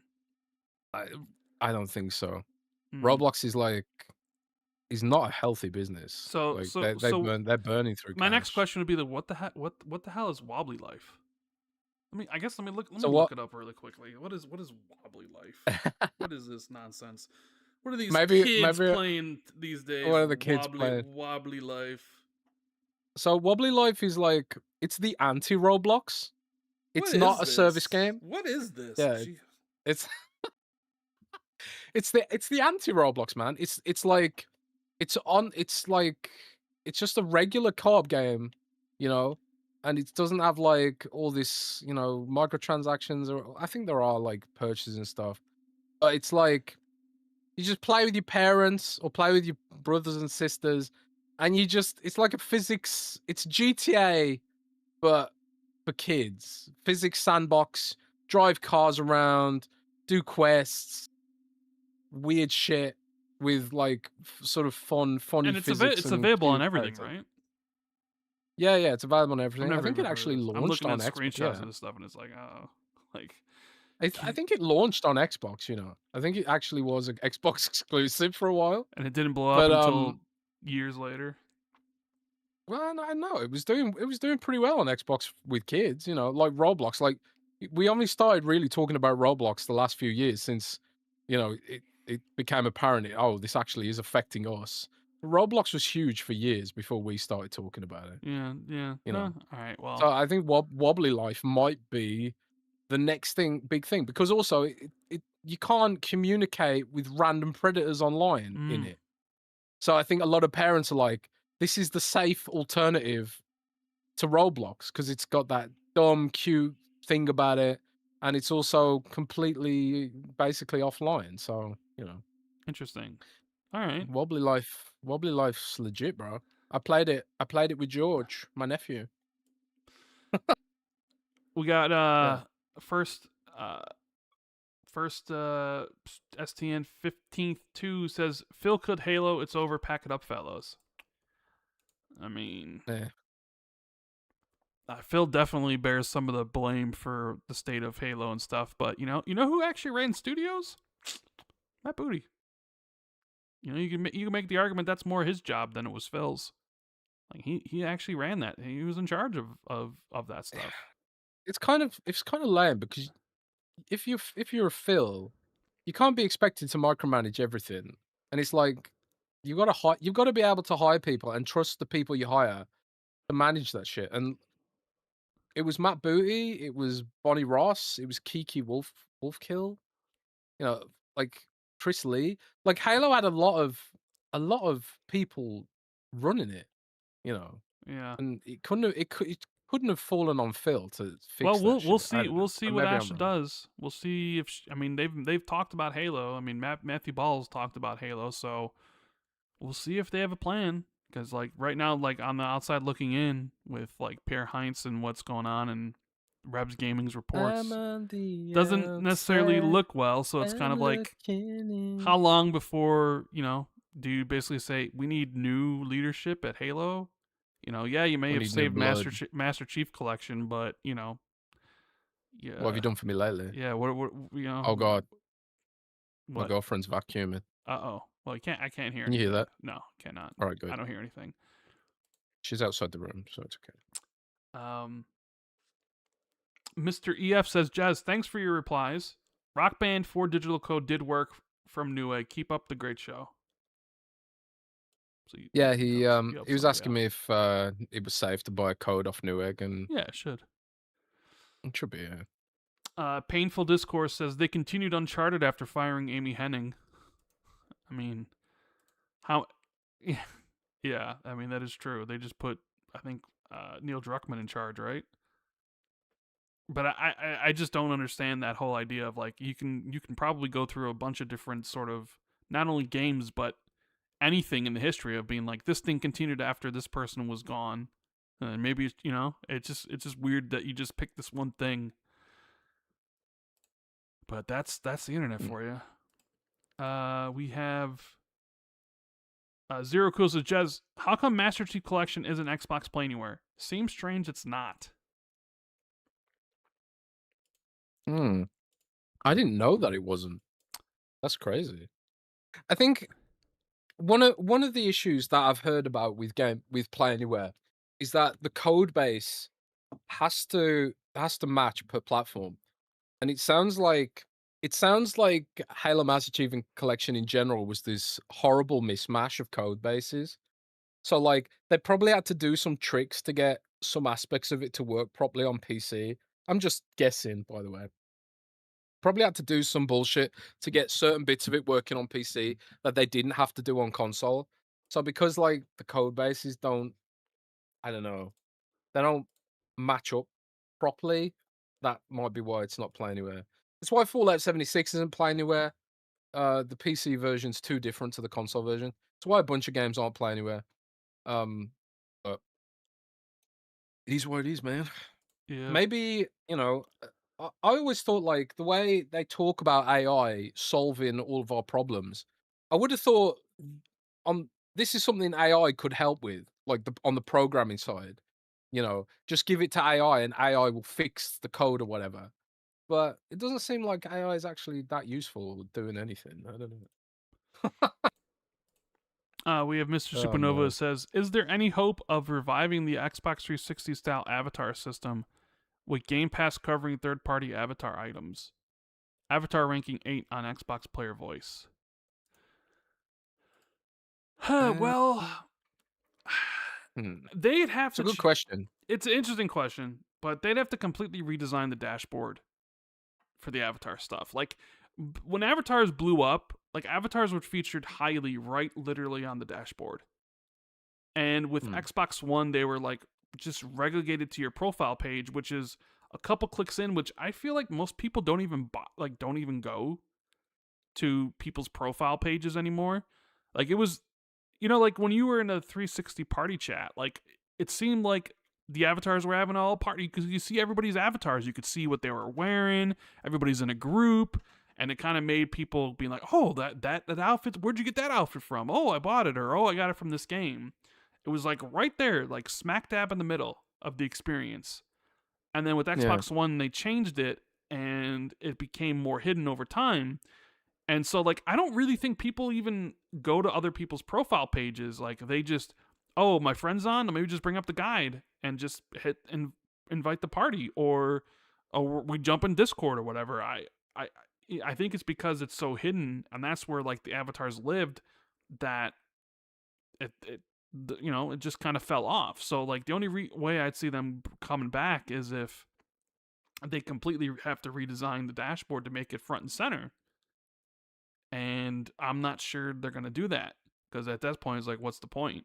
Maybe Avatar stuff is just passe. People don't care about it anymore. But I always do see this question pop up from time to time about the Avatar stuff, because people, I mean, dude, I know people who spent lots of money on Avatar stuff, Jez. Like, I had a friend of mine. I had a friend of mine who spent did. like $700 on Avatar clothing. Okay, Like, I did literally, spend that like much. I whatever spent, like, maybe new stuff come out, they'd buy. Like, it was sickening. So, and I know it wasn't just the only one. There are definitely people out there buying Well, these things all the time, like playing dress up for dolls, like dude dress up for dolls, and for whatever reason, have you Xbox gave never up. you always attack people who buy skins. Have you never bought a skin? No, I Have haven't. you never bought a skin? I Have don't you think. never have you never No. played digital dress up? Nope. You never played digital dress up? No. Nope. Nope. You just don't like skins. I bought a skin in Overwatch literally I'm not this saying. morning. Look, I'm not saying there's a difference between buying a skin that you like and then spending $800 on it. Yeah, And okay, buying a fair whole enough. bunch of different like a new, like, Monday, this is what my avatar wears. Tuesday, this is what they wear. Like, you're like different clothing for each day of the week. You know, bro, you're talking to somebody who played um Call of Duty Warzone for free because it was free to play for 300 hours. Didn't buy a single thing. You're talking to somebody who You're the played problem. You're killing gaming. I played That PUBG that for 900 hours. Didn't buy anything. Not a single is that thing. free? I mean, no, when it came, it's free now, but back then it was like $30 or whatever. But still, they $30. had all the they had all the clothing stuff. You're talking to somebody who played Marathon for almost 500 hours. Didn't buy a single skin, anything. Same thing with Arc Raiders. Didn't buy a single thing. That's slightly off topic, but that's something game publishers are very worried about. Is free to play players not spending any money. They well, just yeah, you know what the they funny just thing is? Is the Marathon skins were ass. They were ass. ass. Yeah. Like, they sucked. And I know there's the big debate about, Family Guy and Call of Duty, and like people were up in arms, but like people wanted that. Like, maybe not everybody wanted that, but like people were like, oh, look at these cool skins. People bought it. And people bought. I mean, like, Fortnite's whole business model is based around basically being, whatever pop culture thing you want to be. And and Battlefield's like almost whole marketing campaign was based around the fact that they weren't going to have skins like that, right? What? Yeah. Where's Battlefield now? I mean, Oh, sure, man. they made I a whole can't bunch of believe money. how hard that game dropped off. Where's Battlefield now? Andrew Wilson took his money to run, and I know. Speaking of EA, their deal with Saudi Arabia basically finalized, so they're private again, and everybody's kind of saying brace for mass layoffs because there's a lot of debt that EA is like saddled with now or whatever. So you're going to see a lot of layoffs, maybe a lot of very inventive microtransactions soon to come to Madden and all these different games that they have, which thank God I don't play any of that crap. But I've seen also rumors that suggest that EA might be looking to sell some of their properties and studios that they don't believe in anymore, or maybe that don't fit the strategy moving forward. So you have stuff like BioWare, Mass Effect, and their Mass Effect and Dragon Age IP, You have, Titanfall. Even though they own Respawn, right? EA owns Respawn. Like, there's a Yeah. Titanfall IP that has basically been on ice since 2016, and whatever else EA has. So, I mean, outside of mass layoffs coming and them trying to come up with ridiculous microtransactions, what do you see that? Do you foresee BioWare getting sold and Mass Effect? Like, Man, 'cause we, it's interesting because like I do think we talked about this a little bit earlier, but I do think one of the reasons why like Saudi Arabia purchased EA in the first place alongside Jared Kushner.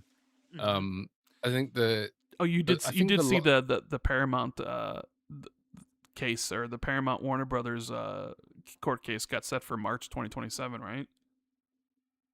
I didn't see that. So basically, What they does have that to mean? pay them like $10 million a day or whatever it is. Great. Yeah, yeah. That is funny. But I don't know. But I always thought like part of the reason for this is like it's part of Saudi Arabia's general sort of push for westernization. Like they've hosted a lot of WWE events, and if it is about like I don't know, trying to have a more appealing image to the West, if that is part of it, because I'm sure most of it's money. But if it is about like, you know, because I think it's very visible that Saudi Arabia is not always viewed in the most positive light. I think, especially like in America. So if they come back and like actually deliver a high quality Mass Effect game, what would that do for their reputation with certain segments of the gaming population? I don't know. Just again, thought experiment. I have no idea why they wanted to buy it. Like, I suppose it's probably the best you can hope for. I mean, yeah, that's Solid Theater said in chat, sports washing. That's what they call it, right? And they did that comedy thing as well. They had that comedy event where they paid a bunch of American comedians to perform in Saudi Arabia. So it's like, I don't know. Part of it does seem less about the money and more about like promoting the country, which isn't necessarily a bad thing. But if they do want to promote the country, one way of doing it would be to actually deliver games the most passionate fans want, I would imagine, being cynical about it. But I don't know what they're going to do. I have no idea. You know, it's probably like, it probably is going to be mass layoffs and huge microtransactions and the rest of it. But we'll see what happens, I Would you? I guess. mean, even consider like something like BioWare. Like, do you think there's a purchaser out there that exists for BioWare or Mass Effect or like any of that sort of thing? Where, because it. Are you thinking Microsoft? Well, no. I mean, I've had a buddy of mine suggest that Microsoft should buy Mass Effect IP and Titanfall and stuff, and I'm just like, but Microsoft and Xbox is like they're looking to cut costs. They're not looking to spend more millions, hundreds of millions of dollars on these things, right? And I sort of wonder if it's like the kind of like the wrong time for this to happen for EA, because I feel like the industry is still laying people off and cutting costs rather than basically spending a bunch of money. You could make the argument like There's a big struggle, yeah. Take Two is about to be flush with cash with Grand Theft Auto 6, Mm, and maybe they're looking mm. to potentially buy some properties with that sort of money because they're going to be a lot of money. But is like Mass Effect something, if you're Take Two and you look at it, is that something you want to invest in? Is BioWare even like I mean, after Dragon Age Veilguard bombed or didn't do well, it's like, how much are they worth? How much? I know the Mass Effect TV show's coming, which we've seen TV shows really blow up the game properties, so maybe there's a bigger chance for that. But it's like, because remember before, years ago, every studio that was rumored to be purchased was like, is Xbox gonna buy these? Is Xbox gonna get them? And we've sort of seen like with Xbox buying the stuff, it doesn't necessarily always end out great because it always ends up with mass layoffs and you know Well, studios closing and whatever. And I sort of wonder, How about this? How about this? Um, there is one company that seems to have a decent amount of cash right now. I think they are raising money too, and Mm. they are developing a game that looks like a better Mass Effect, and that's Mm. LCAT. You mean for the So Expanse? You're talking about the yeah, Expanse? Yeah, but that's already based on yeah, a property, so I'm assuming that's costs yeah, them. sure, And but who's to say that the Expanse is not a better bet than Mass Effect, yeah. Well, right? I'm just spitballing, right? If the Expanse is good and they want to like, okay, we've got the engine, but we don't want to pay for the Expanse license. Maybe we just buy Mass Effect and then make it one of our IPs. Because LCAT has that old school RPG mentality and passion, which I think isn't necessarily compatible with the corporate mindset. So, I mean maybe someone like LCAT could do it. I that's swear to God, man, like Rogue Trader is the best RPG I've played this decade. I mean I'm not that's very even interesting. Like I could see that. There's also God there's the game coming early next year that's kind of looks like a Mass Effect game. You know what I'm talking about? It even has like the book Exodus, I think it's Exodus. Like you called. could like it kind of seems like, oh, that's like the next Mass Effect, and I sort of wonder, you know. But they're doing their own thing. They have their own IP. Like uh, Peter Hamilton has written like 2 books and set in the universe and stuff. So I just sort of wonder like who, because also like Dead Space. EA owns Dead Space, and I mean they're pretty much apparent. Like they're not doing anything with Dead Space. Is there like a buyer for Dead Space? I mean, I know it's a cult Oh, favorite. oh, oh, oh. Mm. Chronos, Bloober Oh, Team. Bloober Oh my Team. god, Bloober Team bought Dead Space, Mm. dude. Like, Chronos and New Dawn's like halfway there. Yeah, but how? But then like how much would you have to spend on buying the Dead Space IP? How much would that Yeah, I cost? $50 guess. million? And also, to be fair, it's like if they just keep working on Chronos, like Chronos could, if like Chronos had its issues, but like, god damn, it's so close to being on that level, in my opinion. I absolutely love that game. It was my Don't game of the year didn't last they year, not? Chronos and New So Dawn.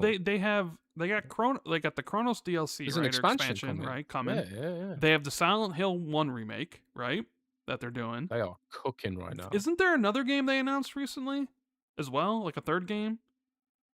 Maybe, yeah. I don't know. I'm pretty sure. Aren't they also they're working on a new Silent Hill Were they working on like a as new well? Layers of Fear? Was it? Oh, maybe. I like Um, Layers of Fear. It was pretty good. I think they're. I think they. I could be mistaken. I think they have 4 games that they've announced recently. Look this up, Jess. Come on, let's see. Real quickly, just so because you're Mm. the you're Bloober Team. What is it? Bloober Team announced games. Bloober Team, Wikipedia. I usually do Wikipedia. So Layers of Fear 3, yeah, you're right. Yeah, And they're also contributing to Star Trek Shadow there Frontier we go. with Yeah, the Paramount Game the Studio. Star. Yeah, that was the game I was thinking of. The Star Trek game. There you go. I didn't even know about that one. Yeah, yeah. So they have a lot of projects on hand. I mean, Dead Space IP. I was like, yeah, yeah. I mean, I could, yeah, sure. But I don't know. I just wonder how many people like. I don't really think there'd be a lot of publishers lining up that would throw a lot of money at any of these sort of things, right? I don't really see like when Warner Brothers was supposedly up for sale, like you saw people line up. Like Xbox was interested. And this was before Bethesda stuff. Like Xbox was interested. I think EA was interested. I think Activision was interested. There was a bunch of people Mm. interested in Warner Brothers. So it kind of was like driving the price up higher and higher. So I sort of wonder like if you were to have like a sale of Mass Effect, like who would the people be interested in? Like, because I don't think Xbox would be. I don't think PlayStation would be. I don't think Nintendo would be. I don't think Ubisoft would be. I mean, it probably rules out a lot of the publishers. Uh, I mean, maybe you're right. Maybe it's like individual devs, or maybe it's like people who used to work like on those franchises that have built their own studios and they're working on something like, oh, what if we bought this IP back?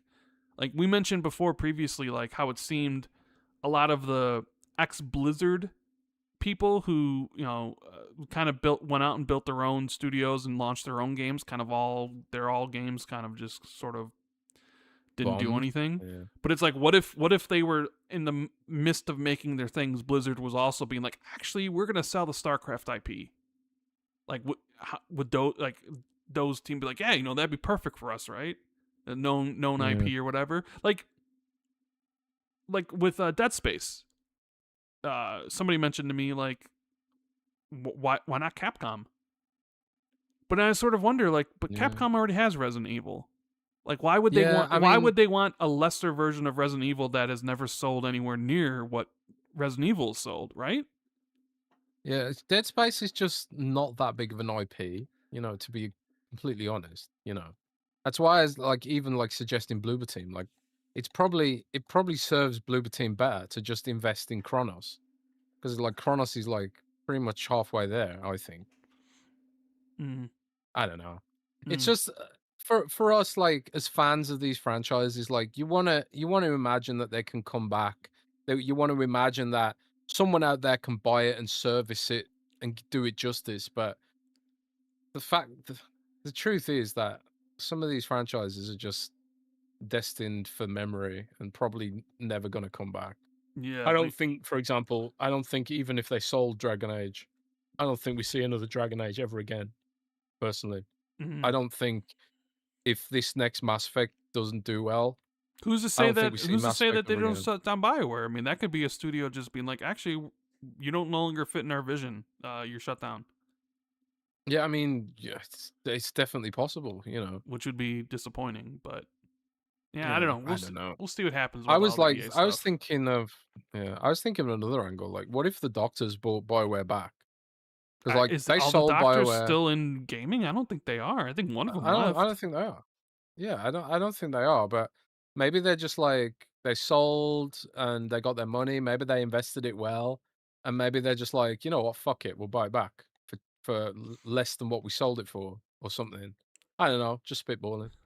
Maybe We it's just dumb. got a super chat here from effing nuisance says Wobbly Life is in Game Pass. Rand, no excuses for no gameplay next week. You have to keep up with the kids. Sorry, well, that's not i- happening. if if Jen's still here, if Genbox is still here, Jen could record us an hour of footage and we'll put it on the podcast next I'm week. not putting Wobbly Life footage on the podcast, Jez. I'm No, sorry. no, no. We're rolling. We're No, rolling no, we're Wobbly not Life next rolling. week, bro. We're not rolling that. Chat. Do you want Wobbly Life No, footage for next week's show? it doesn't even matter If what you channel. I want, am not putting Wobbly Life footage on the if you podcast. I'd want rather have a blank Wobbly Life, black screen. if you want Wobbly Life on next week's show, let us know in chat and we'll deliver because It we doesn't are matter. for the people. It We are doesn't for the matter. people. We're a No, we democracy. are for the people, but we're not for Wobbly Life. And we're a democracy here. No, we're rantrosic. We're A randocracy. Is what you're trying to randocracy. say. I'm a rand dictator. No, everyone in chat saying they want the Wobbly No, Life, bro. no, they don't really want that. That's just Nah, they do. lies. They That's do. fake They're news. saying That's it. fake news, dude. No. They want it. They want Wobbly Life. I'd rather have a black. Kids I'd rather yearn. have a black screen on for the whole show than have Wobbly Life on there. There's no Wobbly Life. None. Poor Wobbly Life. Poor Wobbly Life. What if they sponsored us? With Cold Hard Cash? Sure. Yeah. Hit up Wobbly Life and ask them. Hey, so they'd be like, "What's the age demographic of your podcast?" Mid-30s. Sorry, not interested. Whatever it would be. I don't know, man. We're only looking for 7-year-olds. The kids. The kids. Yeah, but Rand, maybe we could expand to a new demo. Yeah. Where is that from? Is that from Ren and Stimpy? I always say that. I don't know. I think it's from Ren and Stimpy or something dumb. But anyways, maybe we could expand to a new demographic, bro. What? Get the Find kids. Get the kids to watch the Xbox. Yeah. Yeah. What else we got here? Yeah, maybe someone will super chat for Wobbly Life, and then you'll have. They'd no have to choice but super you're chat a filling it lot. out. It'd have to be like $500 super chat. Then I'd do it. Hey, this ain't cheap. This ain't like $5 super chat. And we're doing Wobbly Life. I'm like, no, it's $500. Get your money's worth. And Oh man, I'd even play the game at that point. I'd you record. play the game? I'd play. You Yeah, play? I'd play the game and record it for a $500 super chat. So there you go. That's the goal. Otherwise, I don't want to hear about it. I don't want to talk about it. Nothing. Damn. I think I did mention the Xbox Platinum, right, Jez? Yes. We didn't I think really you talk briefly about it, mentioned it. but I Yeah. mean, like, you asked me how I felt about that the day it was announced, and I think it's pretty cool. I'm super interested in seeing how it's implemented because I sort of feel like that's going to be the kicker. What does it look like? What are Mm. you calling it? How does it come across in your profile? Is every single game now going to have like, because the platinums are an extra trophy, so like when you get all of the trophies, that last one pops, right? So Right. are now all Xbox games in, in the future going to have that extra achievement where it's like collect all the achievements? Because they, the ones that there are Xbox games that do that because they just copy over the trophy list. Does it mean that is this going to be retroactive? Where like, hey, I have all the Get achievements like a million. Yeah. in Halo campaign evolved. Is it just going to be some badge on my profile that says I unlocked it? Is there going to be a special animation that comes with it? Because I have over like I would have what would be over 1,000, platinums on Xbox, right? Mm. So I'm very curious about the implementation and how it all works. I can't imagine them adding like, I think it'd just be like a system unlock where it's just like you. I would imagine it would be like there'd be some animation for it. Like what would you want it to be called? Because there's a lot of Well, the fan one that I thought made the most sense is call it like an emerald achievement the because it's Xbox Emerald. green, Xbox screen. Yeah. Yeah, I've got like 1,000 emeralds or whatever, Yeah, that yeah. kind of thing. An And emerald and an then emerald's worth more than a platinum. Like legitimately in real life, right? So is it? yeah, absolutely. I thought isn't platinum like really important for like tech and I shit? mean, it may I don't be, know. but it's not. Emerald's more rare, so it's worth more money. You know. I don't know. I ain't down on gem Yeah. the gem I've seen market. like, what about an Xbox Perfect? Oh, I got 1,000 perfects or something. And then Nah, I think emerald's when you unlock it, it's the clip from Street Fighter. Perfect. You know. better.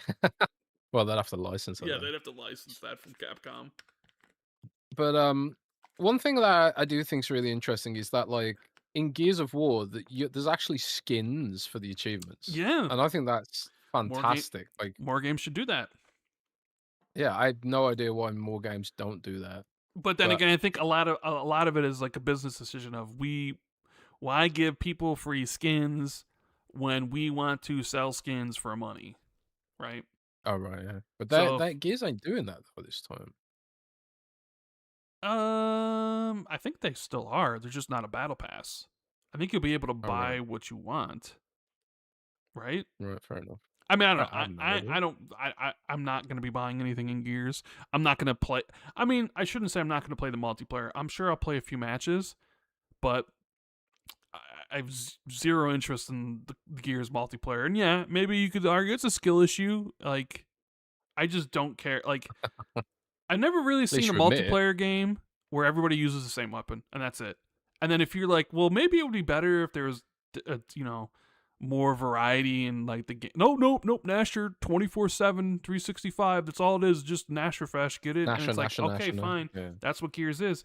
I even thought, as I mentioned this to you before the show, and I'm sure there's Gears fans out here. They're probably like, this is heresy, Rand. But I was like, you know how they have on each of the multiplayer maps, they have the power weapons and Mhm. you can see like, okay, the sniper spawns here or the boom shot spawns here or the big turret spawns here and people can get them, but nobody really does outside of maybe the sniper because the Nasher is just so good of a weapon that there's no reason to fight over those spawns because you already have the best weapon in the game and everybody carries it. And I was sort of wondering, like, what if you had it where nobody spawned with the Nasher, and the Nasher was a single power up weapon on the map. So then you'd be fighting over it just for one person to get it, and people Mm. actually had to use different weapons or whatever. I'm sure the Gears community would hate that because it's Is anyone in chat? How do you feel about this? How do you feel about no Nashers in because it's like Gears? I mean, you at the very spawn least, they could do it like a mode, because you spawn maybe. in and it's like you have a pistol, you got the Nasher, you have the whether it's the Lancer or the other automatic weapons. But it doesn't matter because everybody's just using the Nasher. So it's like, what's the point of having the other weapons? I guess I don't know. Maybe it's just because I'm bad at the game. But I'll play a few games. But the one I'm mostly interested in the campaign, and I am interested in Siege and stuff. But that was just a little thought I had. I'm sure a lot of Gears fans are probably cursing my name. How dare you? It's Nashers. Nashers are the way. Like, okay. It's funny. I was watching Gaz, our buddy, play Gears earlier, and lo and behold, he was using the Nasher, and there were I dudes mean, trying to use lancers against him, and they were like trying to shoot him, and he was just like ducking and weaving and wall bouncing and stuff, and then he just runs up and one shots a guy. It's like, it's just like it felt like there was nothing they could have done unless they also had a Nasher. yeah, that's how a lot of those fights go. That's how a lot of those fights go. Um, talking about the physical games continuing controversy drama. Sony had to put like a warning label like on their PS6 like PS5s like it's a cigarette box where it's like Yeah, saw this. this product gives might give you cancer or whatever. Like they had to put these, and I'm sure it's just for legal reasons to cover their ass. But Yeah, definitely a lot of people talking about how this is like, oh, there's no going back now, right? They're clear. I yeah, mean, we've already heard from the they're all in. CEO. It's like, They're all yeah, in. they're not stopping. They're putting these things on there. But interesting, like Capcom had their financials, and they said they're not going to be with the removal of physical games. They're just like, it's not going to affect us any. And even Take Two, because Take Two had a whole bunch of comments today. I don't know if you saw, Jez, like a whole Yeah, I bunch of did. They did. comments. They did a bunch of interviews Yeah, well, I mean, I think around it. yeah. The big one of the big ones was about how this don't really make sense for the consumer. Uh, he Mm. does. Strauss Zelnick says our business is well over 90% digital distributed. It's already a digital business, so in certain instances, especially if it's a big game, this just and I know I said discs don't really make sense for the consumer. Also, most instances you have to register online to play anyhow. So if you're already connected, who cares if you download digitally? It's all the same. It's much more convenient. So that's where the world is going, in our opinion. And I think Sony understands that. We certainly understand that. It doesn't mean that we won't have physical editions now and then. I'm sure we will in the same way that there's still vinyl in the record music business. But in other instances, it just won't make sense. Mm. I I think mean, the thing my thing about that is don't tell consumers what they do and don't want. sure. There's a famous thing in the Blizzard community where people ex Warcraft fans were asking for WoW Classic, and I can't remember who said it, but one of the Blizzard, I think it was probably the Warcraft game director at the time. He said, "You think you want it, but you don't, right?" Yes, yes, And yes. it sort of became like a notorious thing, right? Because they eventually did do WoW Classic, and it turns out that people actually did want WoW Classic. Hmm. And now the person who made WoW Classic is actually running the whole Warcraft business. Hmm. So, it's maybe you shouldn't tell consumers what they want. Maybe you should actually just kind of like, I don't know, listen to them. Yeah, but then It's like, they could make the argument, and I'll play devil's advocate here for a second, that we are listening to consumers, and our business is 90% digital. So consumers already told us that what they wanted, and we're just giving them what they've already chosen. I mean, right? No, is I mean, people have voted with their wallets, you could say, but at the same time, I also think like just because someone doesn't buy something doesn't mean they don't want it. And I know that might sound dumb and counterintuitive, but I think like people there's something to be said about aspirations to buy things. And I think some people don't want to see the option to go away because they do aspire maybe one day to return to buying games.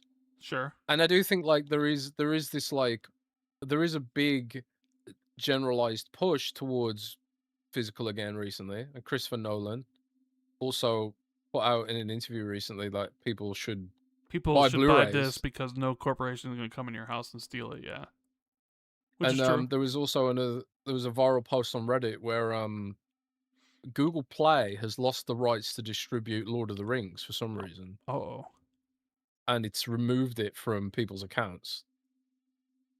So if you bought, I think it was Lord of the Rings, I could be wrong off the top of my head, but if I'm remembering correctly, I'm pretty sure it was Lord of the Rings, and but yeah, it's been removed from people's accounts, and and Google's just like, yeah, deal with it, no refunds, you know. It's against our policy to refund after 120 days. I think that was what they said. So yeah, GG. You know, right. you are screwed. And And I mean, so we've recently seen like Xbox and PlayStation go down for a significant amount of time where people couldn't play their digital libraries or what have you, and Xbox couldn't even really play disc games. So you know, there's intense scrutiny around I think the physical I think versus digital stuff right now. yeah. And here's another thought on this, which I haven't really seen anyone else share. But the thing is, if physical rights exist, it's kind of like the digital rights have to match. So it's like if you are someone who buys all digital, you kind of don't want to see physical go away, because if it does, then you lose like you lose the counterpoint. You know, it's like, well, y- you kind of like, if they are still selling physical versions, you kind of have to line up your digital rights to some degree against the physical version. You know, it creates like an incentive for them to do this, and it's kind of like, it's really interesting the way Microsoft handled the shutdown of movies and TV, right? Because Microsoft shut down Xbox movies and TV, and I've got over 1,000 items purchased on movies and TV, right? Kardashians, Naked and Afraid. Yeah, you got a whole bunch of garbage on Yeah. there that you wouldn't care if you lost. Yeah, 100%. There is stuff on there that would care if I lost. You know, some like classic British TV Some shows, bunch awful of British TV movies, shows. Yep, yep, yep, yep. We all know. Uh huh. meh, meh, meh. But also like classic movies. You know, like Seven, Fight Club, I hate stuff the like fact that that. you say classic movies like Seven and Fight Club. It's like those aren't. I mean, they're great, but it's like, oh yeah, they're kind of old now, aren't they? They are It's kind classic of like movies, bro. when people refer to the Xbox 360 as a retro console. It's like retro, but the 360 was just 5 years ago, and you're like, oh no, it wasn't. Yeah, yeah. But but yeah, but like Microsoft, like, for all the hate Microsoft gets, they didn't take away my purchases when they shut it down, and it seems like they're going to honor that in perpetuity. When they shut down Groove Music, because like Groove Music was like their Spotify thing, you could buy the music on Groove Music, similar to iTunes, right?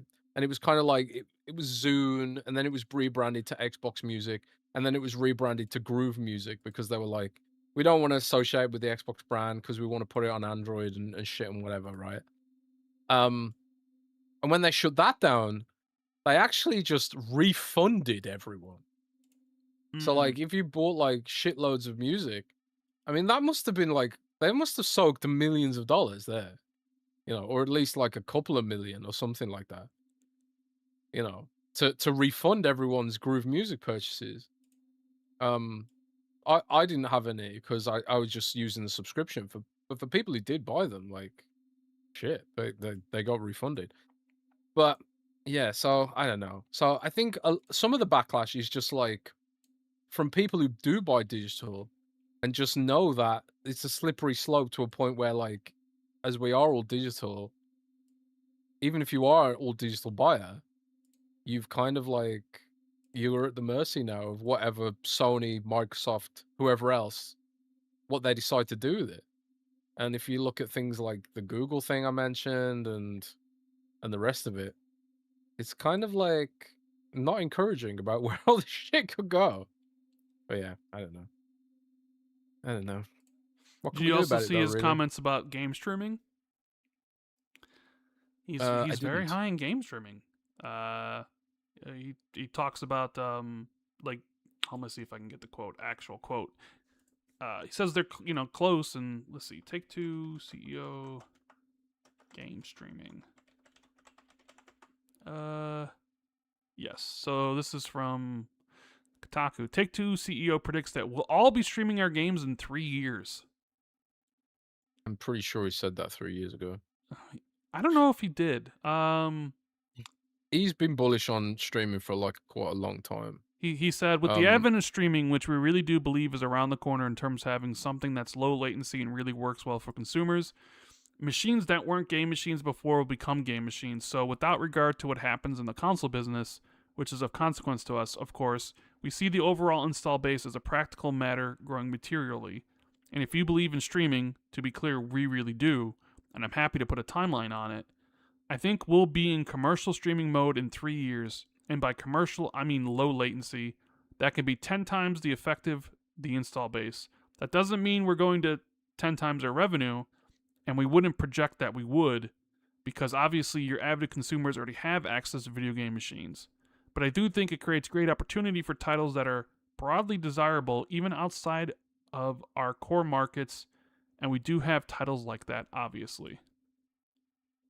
I So, think I mean, it's going to be really interesting the way this shows up, because we're gonna one of the other downsides of this, if this is all true, you probably get into a situation where like companies start buying up cloud rights exclusively, even if the retail version isn't exclusive.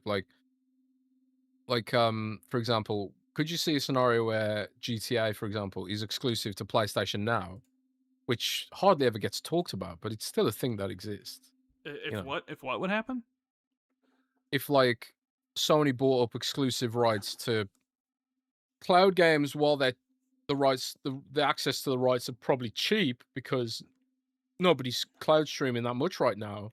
So like if a company thinks like, oh, it's no big deal to make a bit of extra cash, I just wonder how like Microsoft thinks about this, because on the one hand, Microsoft's been like a pioneer in the space, but I also at the same time, I don't really think of them as being that bullish on it.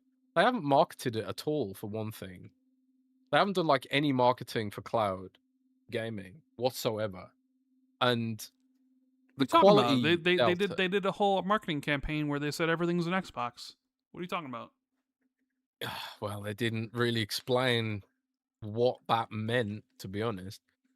But, but that was like, again, that whole marketing campaign was terrible, let's ignore that fact. Okay. But I do think like one of the core issues with cloud gaming is like they haven't really marketed it besides just putting it on Samsung and different TVs and just hoping people show up for it. I don't think people will just show up for it. I think you have to do a bit of marketing, which Microsoft seems antithetical to. They generally just don't really want to bother marketing, although they have been doing a little bit better recently, maybe.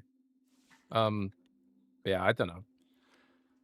It'll be Here's interesting to see like how all that shit goes down, but I'm I'm not here's as optimistic about cloud streaming as this see, dude is. this all sort of ties into the whole physical game versus digital stuff, because like you mentioned, he, like, Strauss Zelnick and Sony are like, we know people still play and still want physical games, except there's such a small part of our audience that we don't care if we lose some of those people because we'll make more money in the long run. And most people have chosen digital anyways.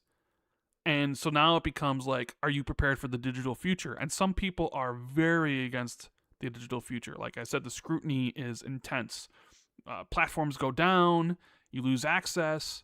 There's really no digital ownership rights. Steam probably has the Yeah. best collection of them, you know? Um, and maybe this is all planned to change in the future, what have you, but there are some people like, hey, you could lose your games, and Microsoft or PlayStation could rip them from you, or some other company, like one day you wake up and half your library is gone, and They can't do that to you with physical, so it's all about control and all those sort of things, right? But now with streaming, especially if you look at like Strauss Zelnick and what he's saying about how 3 years away and all these sort of things, people will be like, well, what they're going to want is they even want to move away from digital, because why even bother selling you a digital copy of a game when they can just sell you the ability to access something to streaming, where it's like you can't even play it unless you're online, and they have all the control because you're accessing the game from their servers. Like that's the, as some people say, that's the complete end goal of gaming, where it's like you never own anything. Even like, I know like digital ownership isn't really, you're just licensing something out there, but it is like, hey, I have this on my system. If I take my system offline, I can play this, right? Mm. Where they're worried the future is you're always going to have to be connected, you'll never own anything, and that you're going to be at like, hey, uh streaming's only going to be the way to play video games moving forward. And I tell you what, the digital future is not scary to me because it's something I've bought into for 10 years. But an all streaming future to me sounds scary as fuck. And that's Yeah, not I'm not a something fan I of that. want. And honestly, like, let's just say that would happen. I know there are a lot of people being like, hey, speak with your wallet. And if PlayStation, if they continue down this road, I'm not buying a PS6. And I say that good. Like, like, stand by your convictions. If like if it really means that much to you, you better stand by them. You can't fold like a fucking cheap lawn chair and do all this protesting and sign these petitions, and then when push comes to shove, the PS6 comes out and you're on their day one buying it like literally everybody else, Mm. right? So like if you're like, if they do away with this, I'm just gonna move to a different platform. I'd be like, good. At least you just man of your convictions. You can go to you can go to Xbox, you go to Nintendo, you can go to Steam. There's other places that could, get your money or what have you. But One of the things that like I'm telling you right now, one Jez, I'm telling you right now, if we ever get to a mm, point where he says 3 years, maybe it's 5, where like which I don't think it could be, because the switch from physical to digital took, I mean, it took like what, like the entire Xbox One generation and most of this generation to really flip, the numbers to in favor of digital. And game streaming is still kind of, most hardcore fans, most hardcore gamers are very, very cautious about game streaming. Where I feel like even if you even give it a choice, like right now, like you could, if you own the game, I mean, yeah, you play it on Game Pass, you can stream it or whatever. I don't really think those numbers are so high. So when he says 3 years, I think it's probably more 10 years realistically.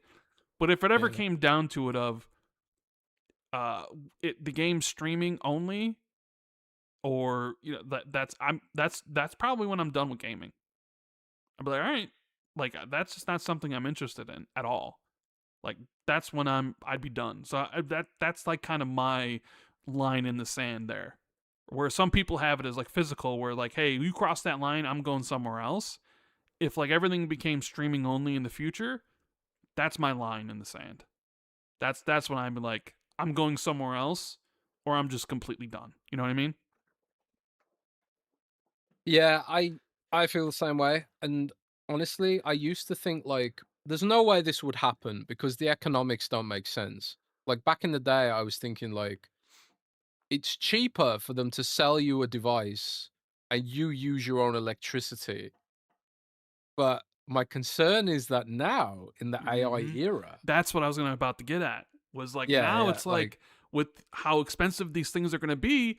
Well, we don't have to fucking make them to sell them to consumers, because we can just make them on the hardware we have, and you can just access them on your TV. Like it almost, if you it's sort of even believe the worse than that. conspiracy theories, it's almost like that's what they've been Yeah. going towards essentially. But it's honestly even worse than that because one of the things I do know about cloud xCloud and Xbox cloud gaming is one of the ways they've been like subsidizing it is in off-peak hours.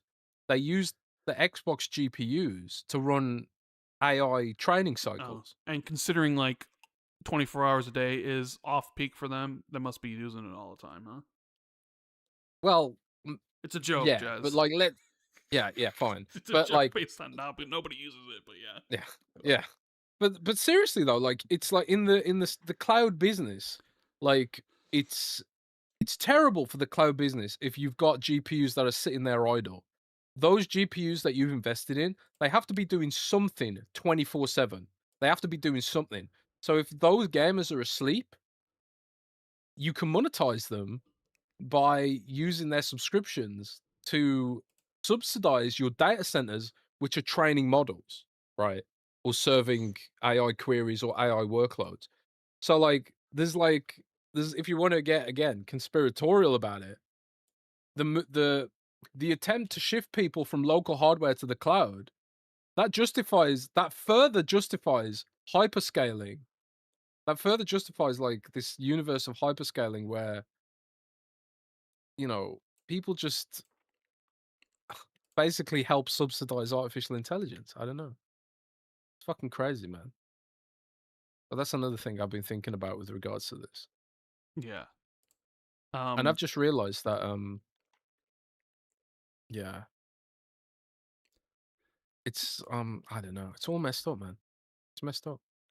Um, earlier we haven't discussed. They're perpetuating that. Sorry, I was just going to say they're perpetuating that by pushing up the RAM prices. You know, they're basically stealing everything, stealing culture. They're stealing consumer electronics. They've stolen the summary of human knowledge for decades, and now they're going to be stealing like if you want to be able to do anything, you've got to rent the ability to do things from them, from their cloud. You know, Sam Altman's literally been sitting there saying shit like, we want people to rent intelligence from us, you know? And that's where it's all going, you know. And when you're asleep, they'll use your subscription to subsidize training models, you know. Mm. So that's maybe cloud gaming's actually evil now that I think about it. We were talking earlier. In fact, like the first thing we talked about, was about like the Halo stuff, and then you mentioned like maybe Xbox like there's how come they can do well with this stuff, and how come some of these other things they don't do well. Well, there's like a viral clip going around of its software vet Chris Hayes talking about it today, and I bring it up because it has a direct, because it kind of goes to what we were talking about.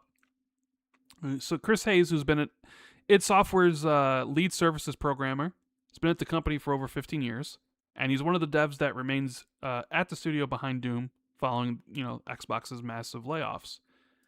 While Xbox and studio leadership claim that it can ship a game like Doom 2016 again with fewer people, Hayes disagrees and claims that Microsoft doesn't understand art or video games. In a recent interview with Well Played Podcast, Hayes openly talked about the status of id Software, blah, blah, blah, blah. Quote, "It is hard to make a game that is AAA that's like we've done before with half the people. And by hard, I mean it's impossible.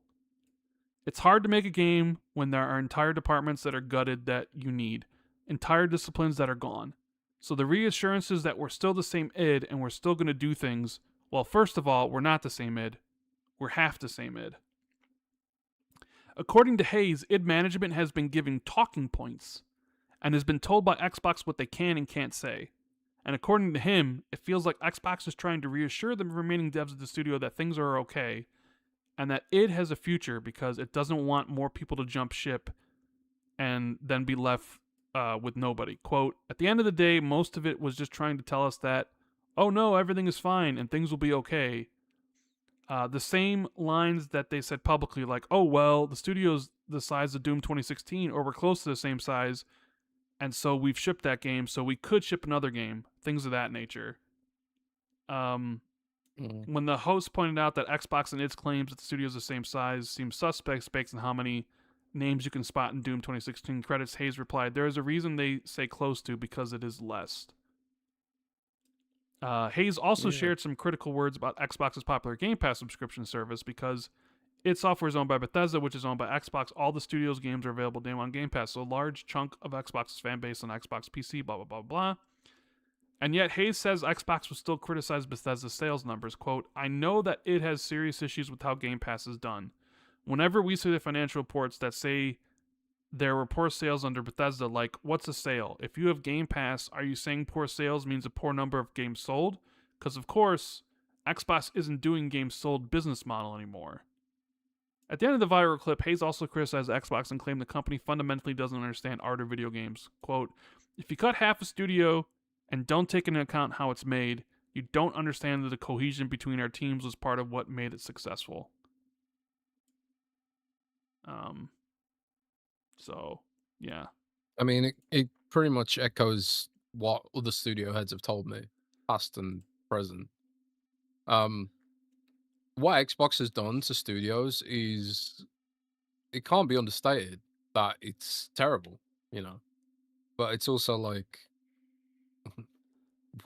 what are you gonna do? I think the reality of the situation is Microsoft's probably thinking like id and Machine Games will basically be a co-dev studio now. Well, they'll basically work together on whatever they're working on, whether it's Wolfenstein, tag team on Wolfenstein and Doom is what I imagine, how I imagine that's gonna go. But yeah, he's not wrong, man. Of course he's not wrong. Yeah. Although it's And kind of funny, that whole talking points thing, like, he's right. Like, they were given talking points. well, it's funny because he still works there. And I would imagine, there's probably going to be a Imagine he doesn't talking give a to. fuck. Like, maybe, I don't know if he'll be working there next week, but. It wouldn't be a good look for them if he got fired. But Yeah, I mean, that's probably true. when the next layoff wave comes around. The thing is, like, it's supposedly illegal in American employment law to fire people in a retaliatory way. And at the end of the day, he's exercising his First Amendment rights to free speech. So, like, Well, what? I mean, PR usually approves, like, podcasts you can go on. Like, you know what I mean? Like, I mean, it's your First Yeah, Amendment I don't right or know. whatever, but I don't know. It's kind of also one of the things where it's like, hey, I want to do this podcast, and PR says, no, you can't. You're like, all right, well, you are my, I don't know. I don't know if there's Yeah. a thing there. I'm sure there'll probably be some form of ramifications, but I hope not, because he's saying what everyone else there is Well, I mean, thinking. it's what I'm thinking. Like, you laid off half the studio, and it's like, are you gonna be able to even What do you do expect? Yeah. more games? Are you just basically just it in name, and you're just a co-dev now, which sucks because they're one of my favorite studios, and like, oh, your sales weren't good, but it's like, yeah, we got Game Pass, so I mean, The thing is, I like, don't know. one thing I know from working in a publicly traded corporation is that sometimes these layoff rounds are amount to accounting tricks. And, if you've been listening to me talking about my experiences working, in a corporation, like, one thing that we've seen, like, happen at Blizzard, for example, is that they'll do these layoff rounds almost to, like, just for optics almost. And then, like, a lot of the people that got laid off will end up getting rehired. I'm not saying that's what's going to happen here, but it's like quarter over quarter. It's like sometimes they want to show the shareholders the growth, right? And one way you can grow is by laying people off, because then you can be like, "Oh, we have better margins this year." But then when it comes to, like, actually ramping up production on the new Doom, some of those people get hired back, or they're trying hiring back, or they hire someone. So I don't know how it's all going to play out, but it ain't wrong, man. Like, what they've done is shit. Yeah. Super chat from Mr. Supernova says Rand the Skibbity Rizzler. And Mark Michael says, what do you guys think of the Master Achievement as a name for the Platinum equivalent they're giving us soon? Plays off Chief and says it all. I don't know. I kind of like the Xbox Emerald.